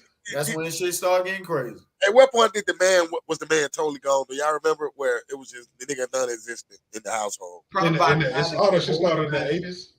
Well, it started in the 80s, but it got real bad. It got real bad in the 90s. But I'm talking about non-existence. Yeah, probably real about bad in the 90s. 94 through 96, somewhere in there. That's when the prisons was boom. But see, you got to remember, if the prison wasn't booming, he couldn't really get the job. See, look, put it like this here. What we'll call it, black, independent. A motherfucker who's doing independent things. Because remember all the independent record labels. Yep. You see what I'm saying? And I mean, I'm talking about, think about all the independent, from everything from what we ain't gonna even start with the top, like No Limit, Rockefeller. We don't even worry about them. Right. Let's just go down to the bottom. Ichiban Records. Ichiban, I remember Ichiban. You see what I'm saying? But Ichiban, motherfucker ain't knowing. Ichiban probably made 15, 20 million. Oh, they got paid. On top records. Niggas, damn, boy, you right. You right. Them motherfuckers. Authority Records. You know why? My boy, Eric Breeze, Success and Effect. Lazy Rock, man. Hey, man, I pray you doing good, but I hope you watching. Roll it up, my nigga. Oh, yeah. Roll it up, my nigga. Success and Effect, right? Oh, yeah. They get that nigga. Oh, I can't put his number out there like that, but it was bad, but right. It was horrible. I was right there with him. It was horrible. See, back then it was bad. But back then, but see, I know what they sell that shit for right there today. The nigga, I know the nigga name, man. That one song. He don't even know, bro. I just talked to him. He don't even understand. They charge $20 for that shit. That one song is still streaming. See, I'm in the streaming business. We sell our songs for $1 a piece. Right. They getting $20 for that motherfucker, and that boy he fucked up, dog. It's sad, man. Yeah. It's sad, man. But see, that's what I'm trying to show you, Pearl, with history now. See, that's why I say I wanted to show you the small independence. See, don't look at the large one. I just want to show you you just really helped me with something. Them niggas got paid. See, independently, guess what? They had to cut that off too. What's the shit called? That's some black linked off. Damn it. The shit was called remember the first music streaming company? Black. You remember that, Black? Livewire. What that? Was it Livewire? No, but what was the one? Remember the Buddy? Remember they gave Buddy like 40 million, 50 million? This was at the end of the 90s. That first place where you can start streaming the music. Because it was sometimes it was something before Livewire, but it was computer up too. Because remember, you go on there and get free music now. Yeah. I know what you're talking about. Because remember, the government, remember, he was similar to like old boy on Facebook. Remember, they mentioned him on the Facebook movie. Yeah. Because the government was like, man, we got to break this shit up. These niggas making too much money. And that ain't no conspiracy theory. That's just real shit. Because nigga, if I can go get me a record label and start, I put it like this here. I just get me a label, print out me 100 CDs for $10, and then fuck around. I sell out all 100 of them and double that up and go back and get the rest of the CD as an independent label. We don't owe you shit. As Universal. You see what I'm saying? You give me the whole $10. Yep. I started out with 1,000, and that time I went and got 2. I was treating that shit like dope. And that's what I'm trying to show you. The system saw that. So the system like, nah, we got something for y'all niggas asses. We got something for everybody. We're gonna put everybody. And listen, they didn't just do it to niggas. They did it to white folks too. Put all y'all on this stream. That's when we first started streaming. And boy, they came through and they crushed everybody. Now, just like you say, Black, you got people looking for record deals. Ain't no record deals. What they call them? We got these 360s. 360 deals for you. See what I'm saying? So taking them down though. See, it had the bad, you know what I'm saying? It had got the bad rap, but what it was, niggas. I'm gonna tell you something about niggas now. The 360 is what it is, but see, it looks bad on the record company, but nah, when they send you down, you sit across my desk right here, right now. You can't wait to get that goddamn. When you spinning it, it's in your head before the ink dry. Right. Right. I mean, like, I understand it for as far as the record business, like for the executives. I understand it. I don't understand why niggas go for it. Yeah, no, that's what I'm saying. Yeah, I'm saying I understand business wise. I understand why they do it, but it can work. That shit designed to work for both sides. Niggas abuse that shit. They get that little money. I didn't count. I just told y'all I didn't count. I really didn't because niggas get that money and they not used to no money. Yeah. They're rapping about all this shit they doing. Yeah, but see, they don't realize it's a loan. That's all that shit was a loan. See, and that's why I was tying it all in, because our first initial statement was, what year did the black man really lead a home? Right. And we know a lot of them, I know a lot of people would chime in and probably say slavery, but we talking about after slavery. We talking about after the segregation. Right. We talking about right now, coming up in the new 21st century. Right. So tying all that in together, they took away the male independence. That's the point I'm getting to. That's why, like I say, women, I know women are probably here and be like, man, he don't want a woman to do nothing. But I'm letting you know this is why the project that we want to see work as far as with the youth, this is why it fails. You see what I'm saying? Because now they don't put the independency, which all us pretty much know, you can be self-sufficient as a woman, but you ain't independent. Nah. Even though it looked like you're in the independent. See, listen, the woman is institutionalized in her role. Yeah, no, thank you, bro. It fucked their head up, dog. Just like the man is institutionalized about not coming home. Because look, if I come home and you got to pamper me, how am I a man? You see what I'm saying? What am I really rushing home to? Right. See, this game is big, man. I remember Gregory say that all the time. He's like, man, you got to understand the game. Right, that's right. If you ain't looking at this system and realizing this system, listen, man, look at all the new information. Look at the information that we really just find out. I'm just going to use something simple. For those who know about, like we was discussing the presidency, you heard about the Nixon campaign releasing the drugs before the Reagan administration come and really drop the bombshell. You see what I'm saying? Right. But to be honest with you, Black, how many people really knew that was at that particular day and time? They don't, because they don't care about finding out. Right. But not only that, Black, that too, but it wasn't even exposed to them. Right. You see what I'm saying? See, but I'm saying like a lot of stuff that I learned, I'm self-taught. Like I don't, the shit don't come to me. I go look for it. Yeah. You know what I mean? So you got to go look for some of the shit because they not gonna tell you shit. Like anything that's going against their system, they're not gonna tell you shit. They're not gonna tell you. Know what I mean? And I can't blame them. That's what I be telling folks. I'm like, look, if like who would give you some of their power? Like on some real shit, who gonna give you some of their power? But hold up though, the shit that's been a lot of this shit is designed. If we just do what the fuck we supposed, like be quiet for a little while. If we be quiet, if we hold our mouth, the shit designed for us to get up through that too now.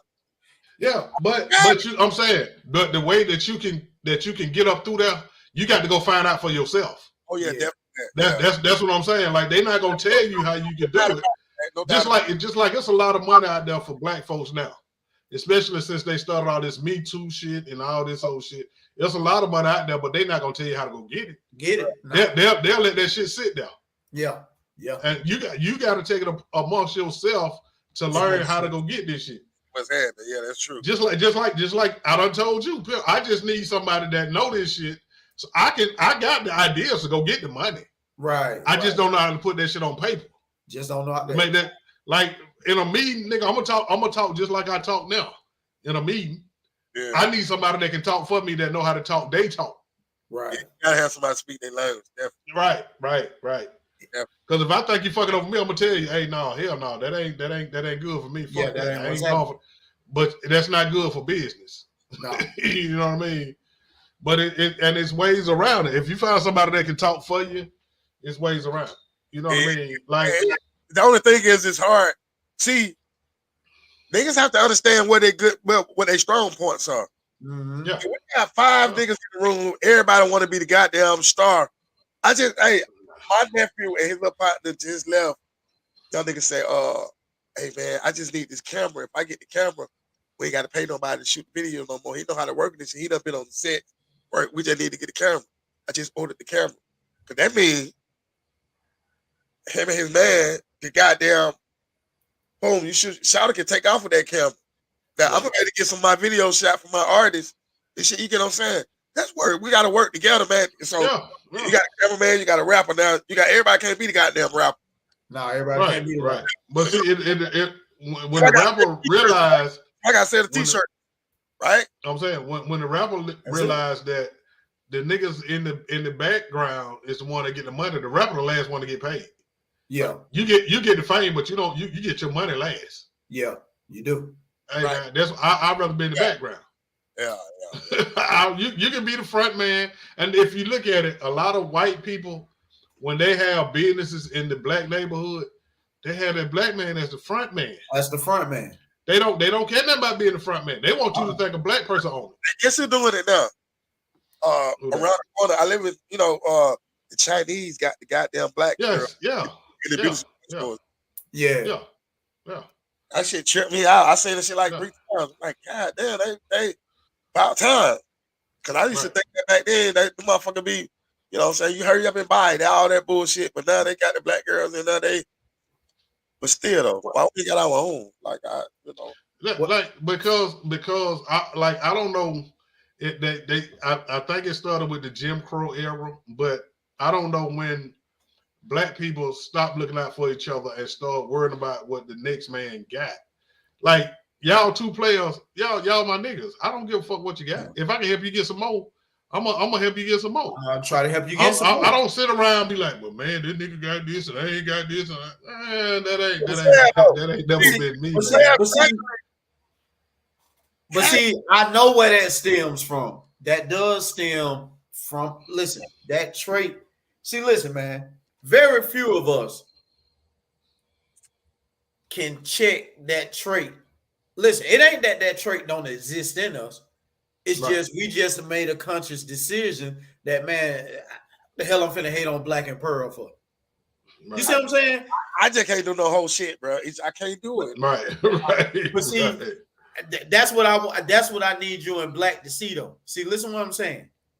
You can't do that. Right. Somebody else blood that's running. I understand. They ain't that strong. Yeah. You see what I'm saying? Like when you go look at his family, it might be one person out of his family be like, damn, bro, that's your guy. You like, yeah, man, you know, that's his motherfucking fuck ass. Man, I don't know why that nigga like that. You be like, God damn, bro, that nigga sour like that. Y'all related? You like, yeah, man, I don't know what to tell you. But then I'm gonna show you something now. You go look at either the father or the mother or the next closest of kin to them, and you'll be like, boy, I see where you get it from. Sometimes, very few times. I mean, it's just sometimes. Sometimes it's just that 1 or 2 out of all 30 of them. You be like, man, how the fuck y'all like this? All the rest of your family is solid. That negative, that shit. And then sometimes it be one solid one and the rest of the family bullshit too. So and the rest of the family. But see, that's the whole thing, Black. And what's done to happen now? It's just like what you and Pearl saying. What's done to happen now? The parents who were solid at one time, you got to remember, this still their baby. You see what I'm saying? And they didn't understand the structure of like, look, man, I can't have you out here treating Black and Pearl any kind of way because your fucking feelings. You see what I'm saying? What ended up happening because the parents at that time didn't understand it what did most of them say? That's my baby. Don't you bother my baby. Now you like, damn, you solid as hell. How you want your child to be solid? But shit had got so broken. See, this something that history, we looking, but we don't see it. They got broken in another way.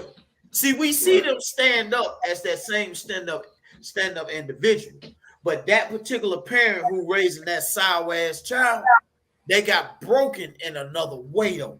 And this time when they got broken, that where we couldn't see where they got broken at, they transferred all that in that child.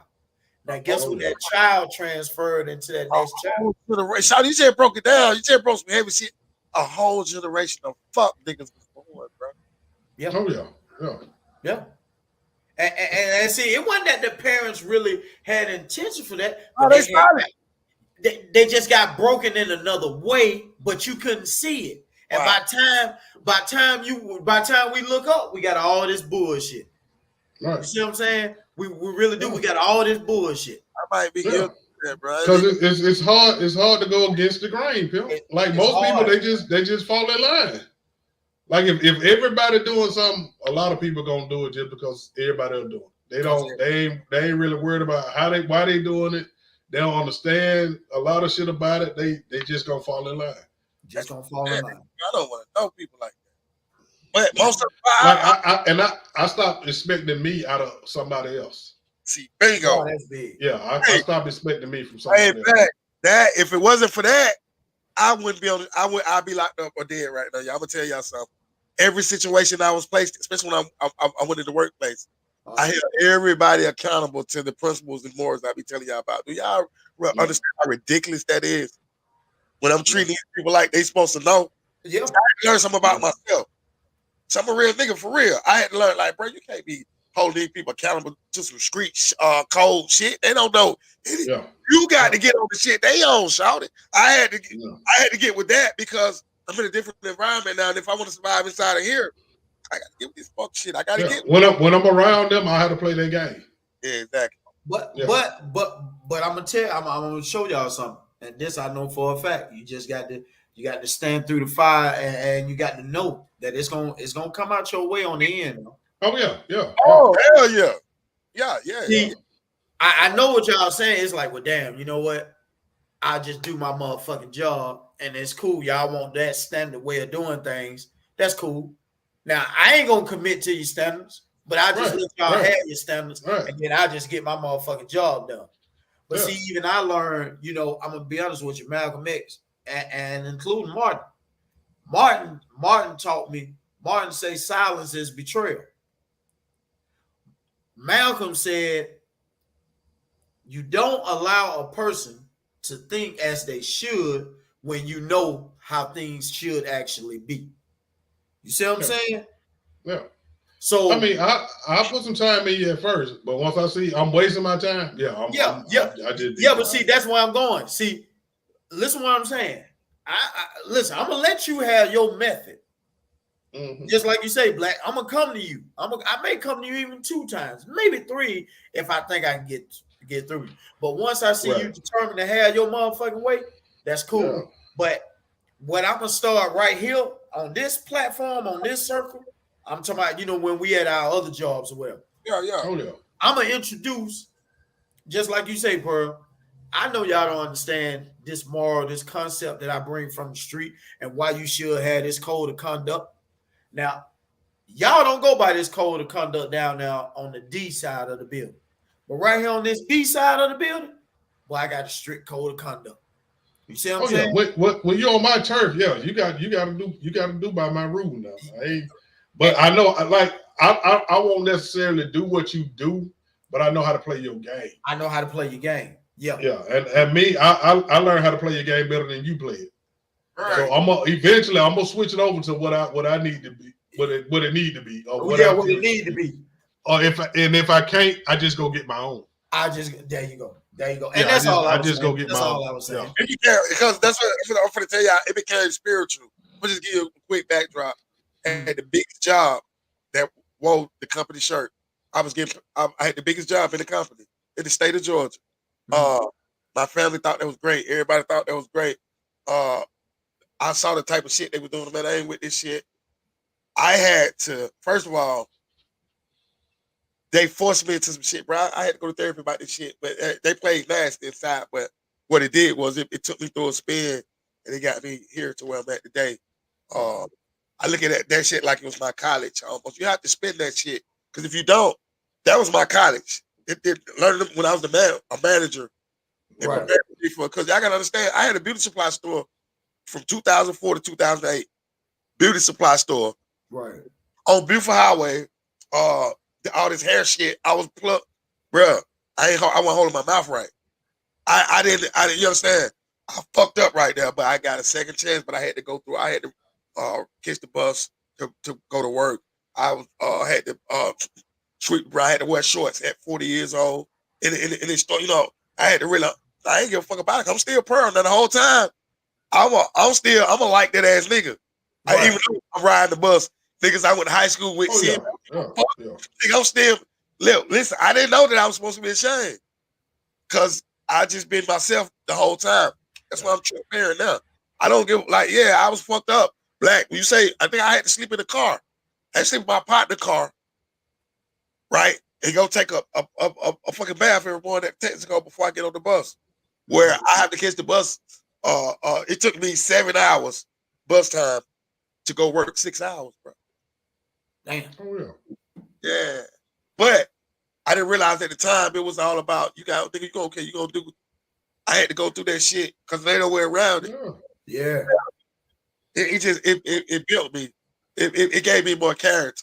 So I look at I ain't care about none of that money. I still can't tell you how much money I made with them. I don't care about that. It was about me going through some shit and having to get. So now I treat my business.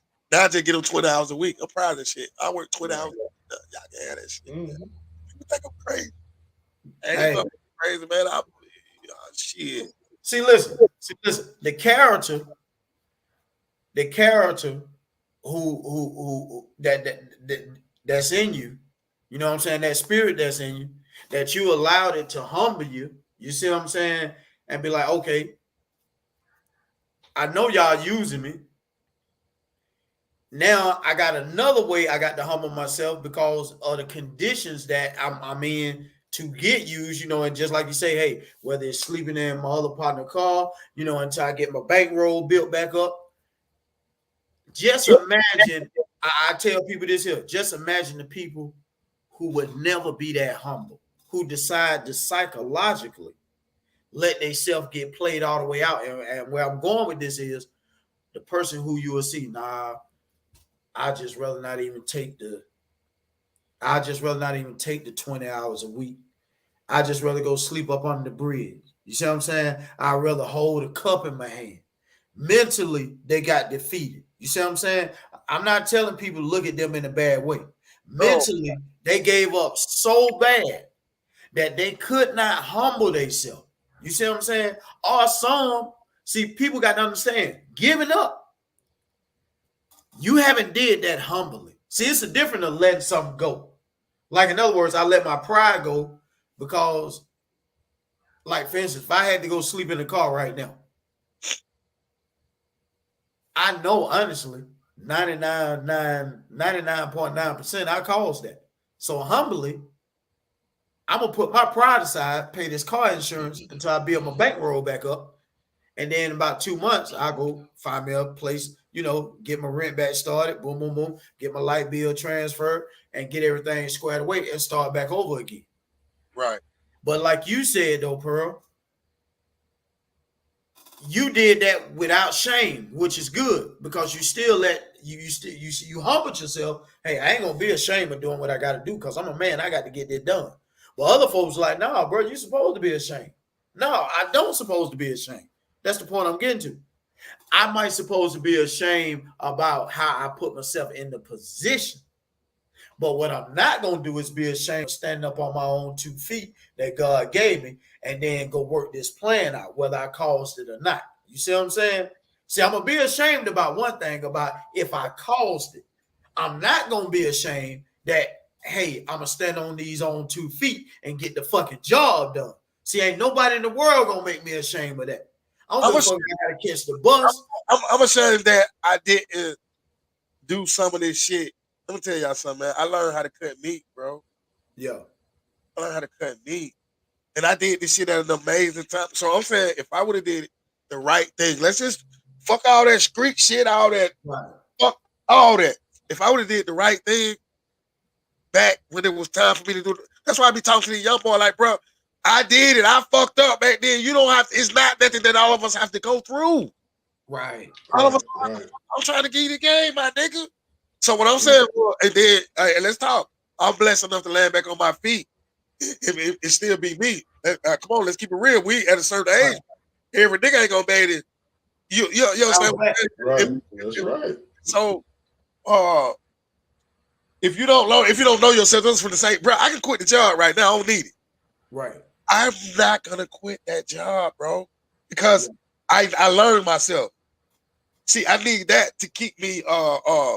It's like some folks say, keep you out the way and all that. No, it gives me a focus, and it reminds me of that fucking big sleeping.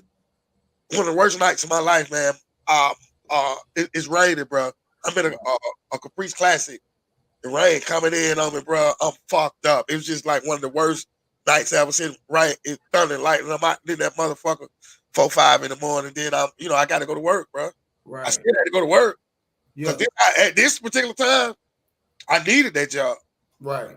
I wasn't making no money, none of that shit. And if I would have thought about it, I probably would have got down on myself and shit like that. Yeah. I made that shit work, bro. Hell yeah. It just, you find out something about yourself, but I'm not gonna quit it.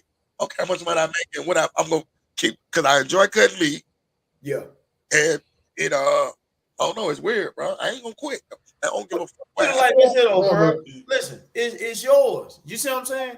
See, you like enjoying cutting the meat. Who the hell am I? See, the only thing I just want people who be in that position as well as you to understand this. And then, make sure Black finish it off, which we'll probably say the same thing, Black. Who the fuck am I to tell Pearl he shouldn't enjoy cutting fucking meat? Right. You know what I'm saying? I don't give a fuck if they paid Pearl $1 or if they paid Pearl $20,000 to cut the meat.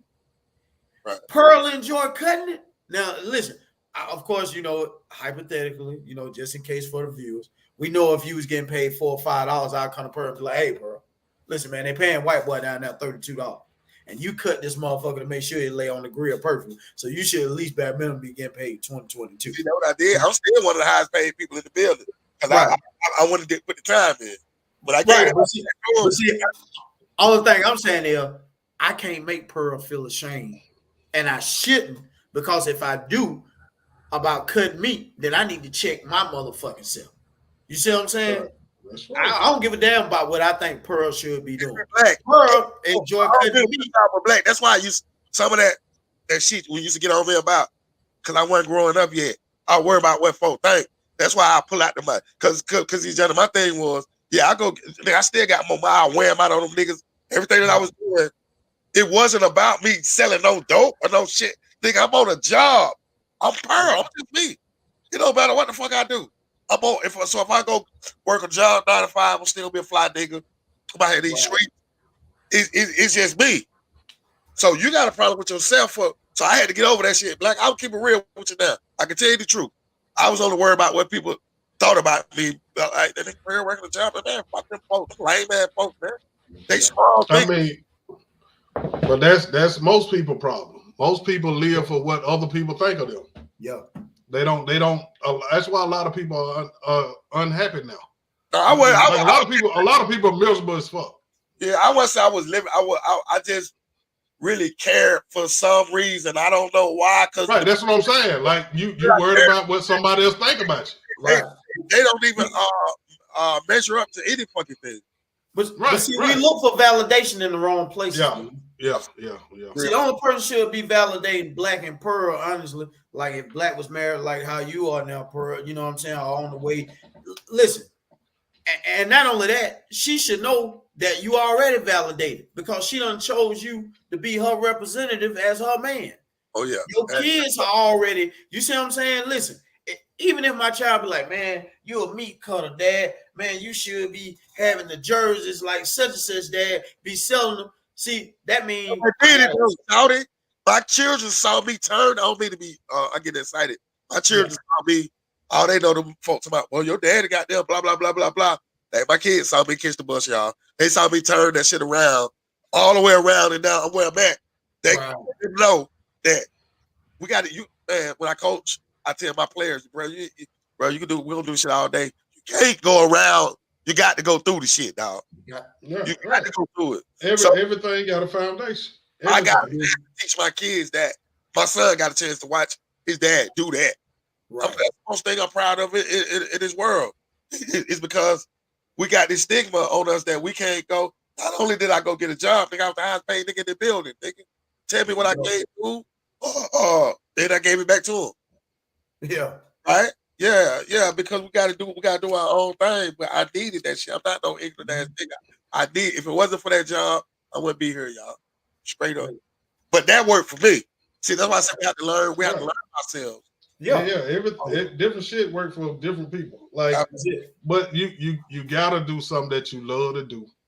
That it ain't like that way when you doing the sacrificing, it don't hurt as bad if you love what you do.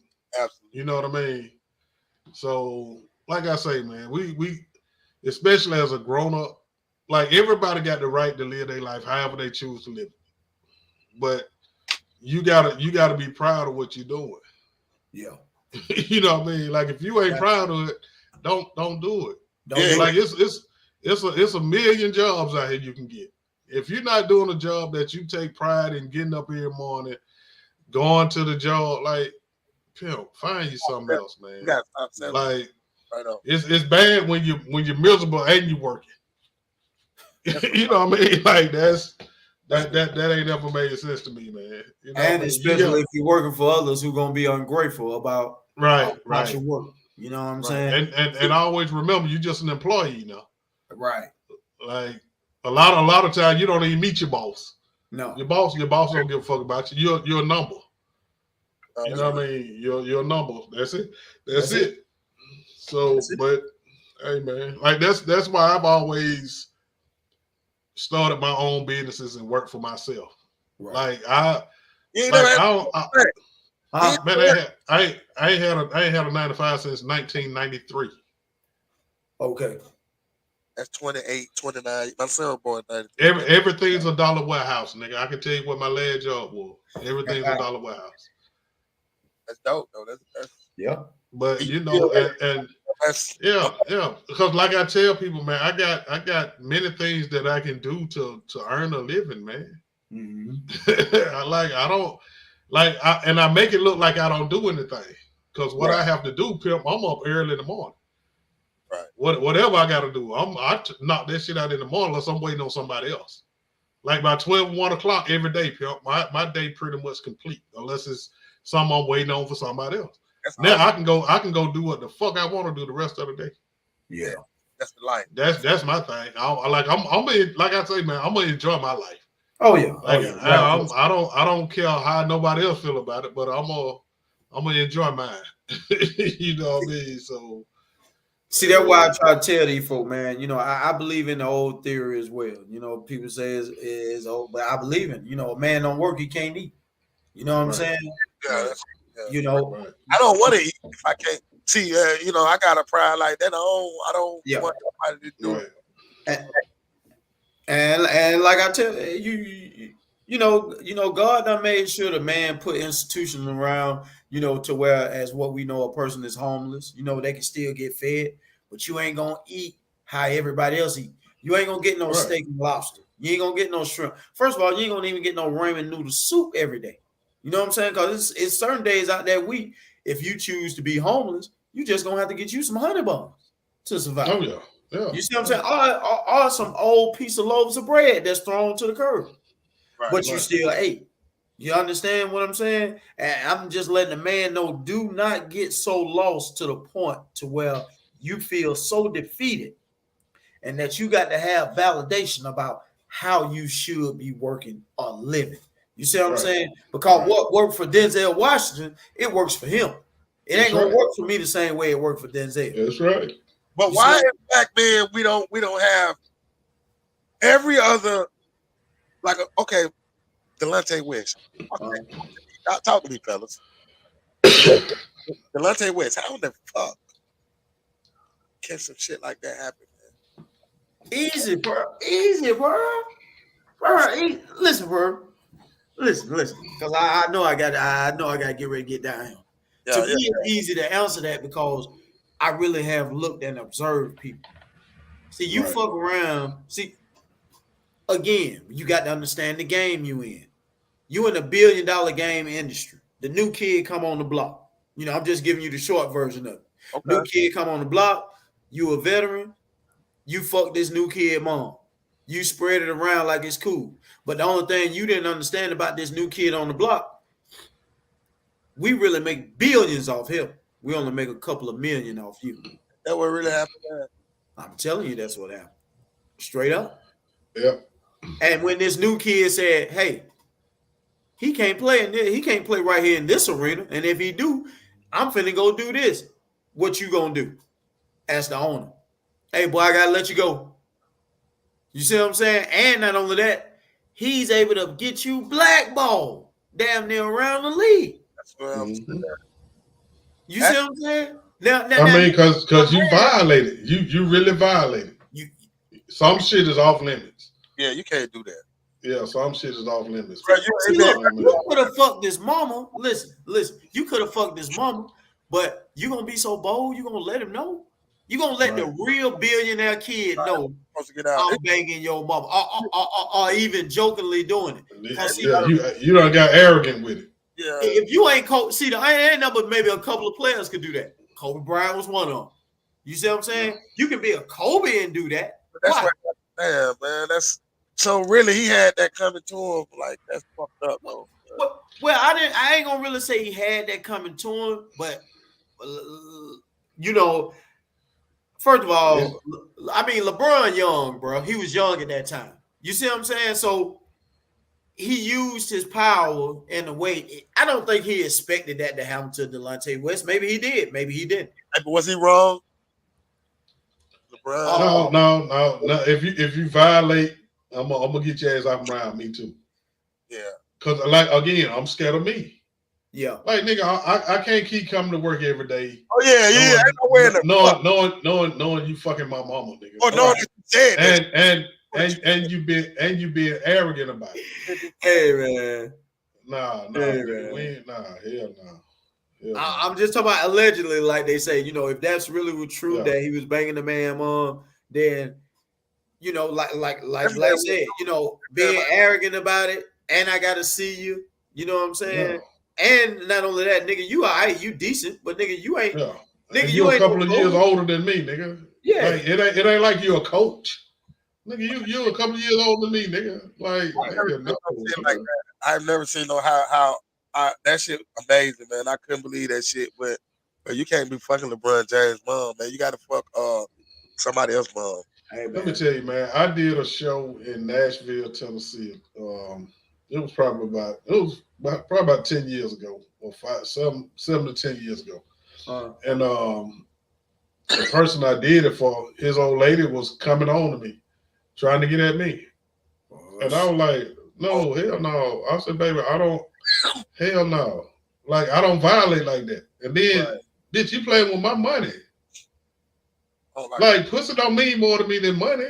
Right. Like, no, hell no. Like, I get money from your husband. That's right.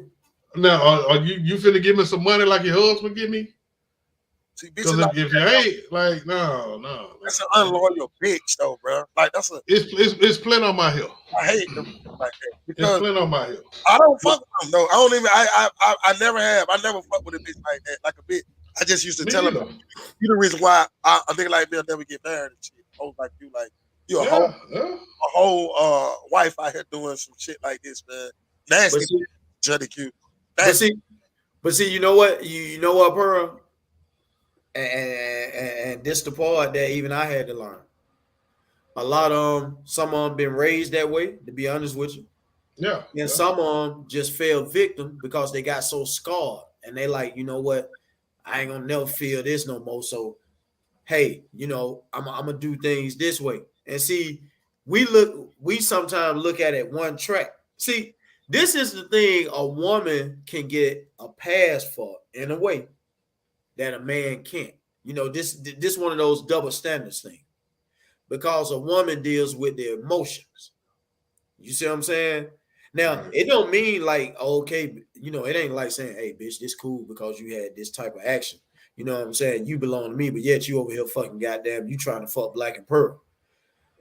It's understanding because of her emotions. But after I put your ass on game and after I check your motherfucking ass, guess what? You don't get that same pass tomorrow. You see what I'm saying? Tomorrow, this shit gonna get handled a different way. Now, the first one, it's on me. The next time, hard holder in a thought, bitch. It's like if your heart broke, don't mean you got to just bust your pussy open for everybody. I just don't buy that shit. I just think they just be thought. But see, you got to remember, Pearl, they going straight off emotions. You see what I'm saying? See, like most men still gonna go off the intellect. You know how many babies that born off of emotion? That's what like other babies. Like, bitch, you go out here and fucking go have another nigga baby, bitch. You understand what I'm saying? Right. That's why I ain't married, bro. Yeah. That's why I'm keep like I said, I was the number 2 man for a long time, Pimp. I was joking for a long time, and that's what kept me from getting married because I seen what happened to the number 1 nigga. To the number 1. No, hell no. I'm cool being number 2 because I know everything about number 1. What time he eat, sleep, what time he go to work. He gets the most. How much money he made. I know everything about number 1. You see what I'm saying? You see what I'm saying, Jenny Q? Yeah. So this maggot, she's a maggot because she laying next to me. Yeah. Listen, man. River, when you do shit like that, see, you saving your house. That's true. You think he going for that shit?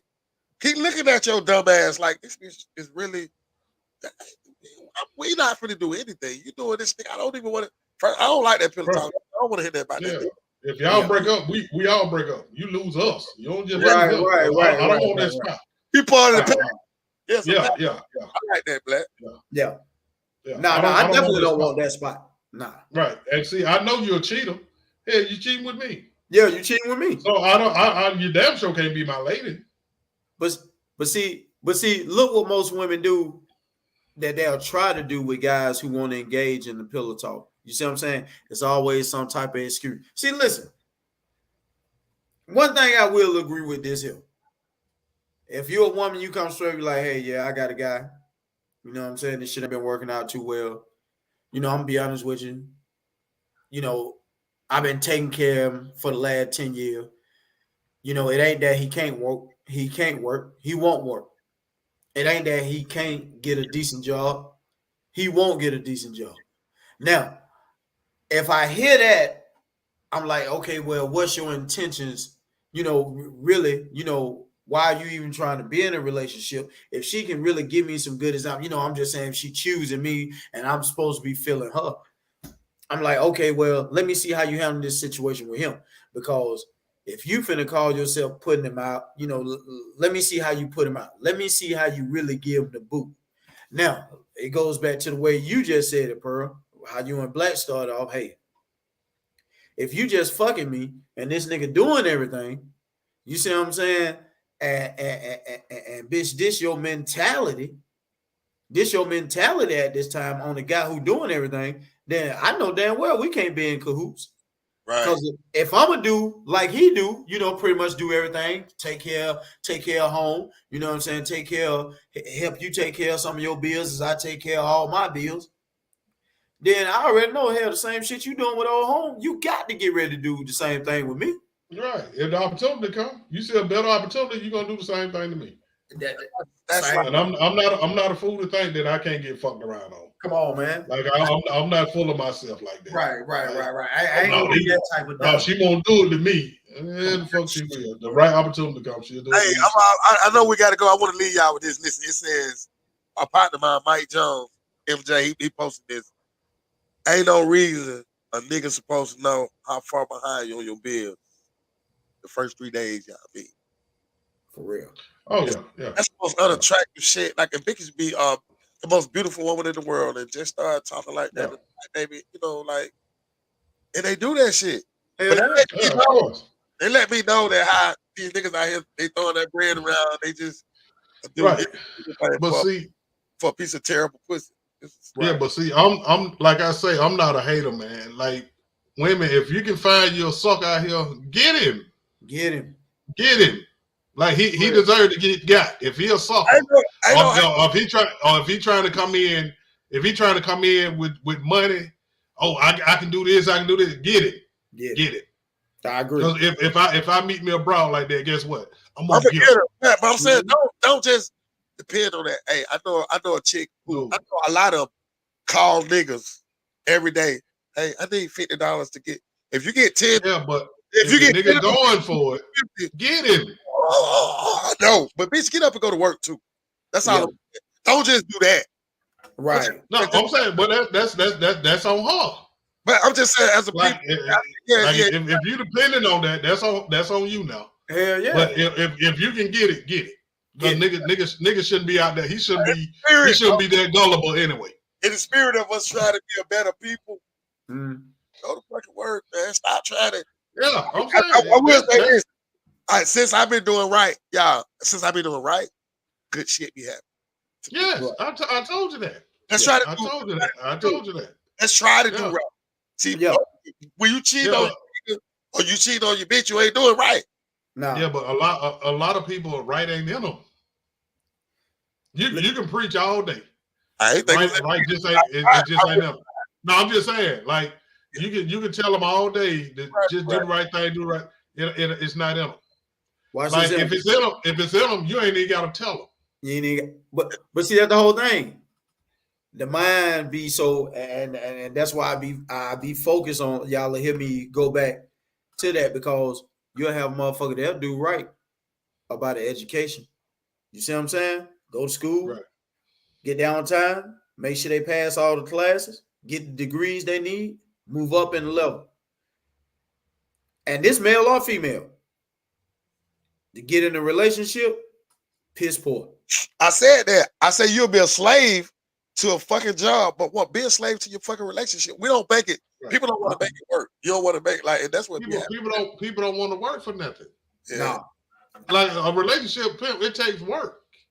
That shit takes work. And especially this newer generation, man. They think everything is instant. Yep. No, ain't shit instant. To be honest with you, ain't shit. Y'all just came up in a world where they make it look like it's instant. But in the long run, you always get hurt in the long run because you ain't never did shit. You ain't never worked for shit. And that's gonna end up being your downfall after a while. Yep. You know what I mean? That's gonna be your downfall. But hey, man, like it's a messed up world out here, man. And it take you to want to do better for it to get better. Right. Like it's gonna continuously get worse now. It's gonna continuously get easier and make you more lazy. Like you can tell people don't want to do shit. Like they buying your grocery for you. You ain't gotta do shit no more. And what people think that shit is cool. Right. But people think that shit cool. No, they making you more dependent on them. They getting you out of shape. They coming for your so job. You can't do shit. Be complacent. They got robots that do everything. I'm saying that's why they finna be fucked up at. Like they ain't got to deal with your bad attitude. They ain't got to deal with you missing work. They ain't got to deal with shit. They ain't got to pay nobody every goddamn week. Okay. Okay. keep thinking it's a game out here. That's why I'm telling people to get off their ass and do something else too. You got to goddamn have 8, 9, 10 hustles. And look, man, I know y'all some players, man. Y'all about ready to get out, nigga. We've been on this motherfucker 3.5 hours, nigga. I gotta get down here. Good conversation, man. I will go for man. Man. Hey, I'm off though. If y'all go back on Monday, let me know. I'm off for a week, man. I'm fucking around. Okay. Yeah. Well, I got an interview I'm gonna do with C-Dog Monday, but that's at 12 o'clock. So if nigga, I'm willing to get on here any day, every day. Y'all give me the time. You know what I mean? And we can make it happen, Pimp. Right, Like I love great long conversation. as Monday through Friday. Yeah. Right. I mean, Monday through Friday, as long as it's early, because like I say, Right. by 8:39 o'clock, you know what I'm saying? I got to be out. Yeah. You heard We'll her. do it. So, Yeah. I heard you, man. I'm finna I gotta go ahead and try to get this girl, man. yeah. Before she go to sleep. All right. All right, yeah. Okay. Well, look, man, Hey, I appreciate Black, man, I y'all folks appreciate hanging you out. having me, man. Hey, man, this every Saturday, man. This is a man cave. We doing this every Saturday. You know what I mean? So, Man cave Saturday, baby. man cave Saturday, Pimp. Good job, guys. Good Yeah, job. man. Rocking And that. I appreciate somebody Same, been on here bro. for 3.5 hours with us too, man. Hey, whoever that is. Somebody been on here 3.5 hours with us. Hey, I love you. You know what I mean? Miss Miller. Yeah, man. And I appreciate it, man. I really, really Hey, do. man, most definitely, man. Hey, So, Black, I definitely, man. Hey, man, I definitely catch you at the next one, man. I appreciate yeah, it. man. Yes, sir. And, man, I definitely, man, I'll be back in contact with you, man. Hopefully, man, we can get you and Black up there in the studio in about the next couple of weeks, man.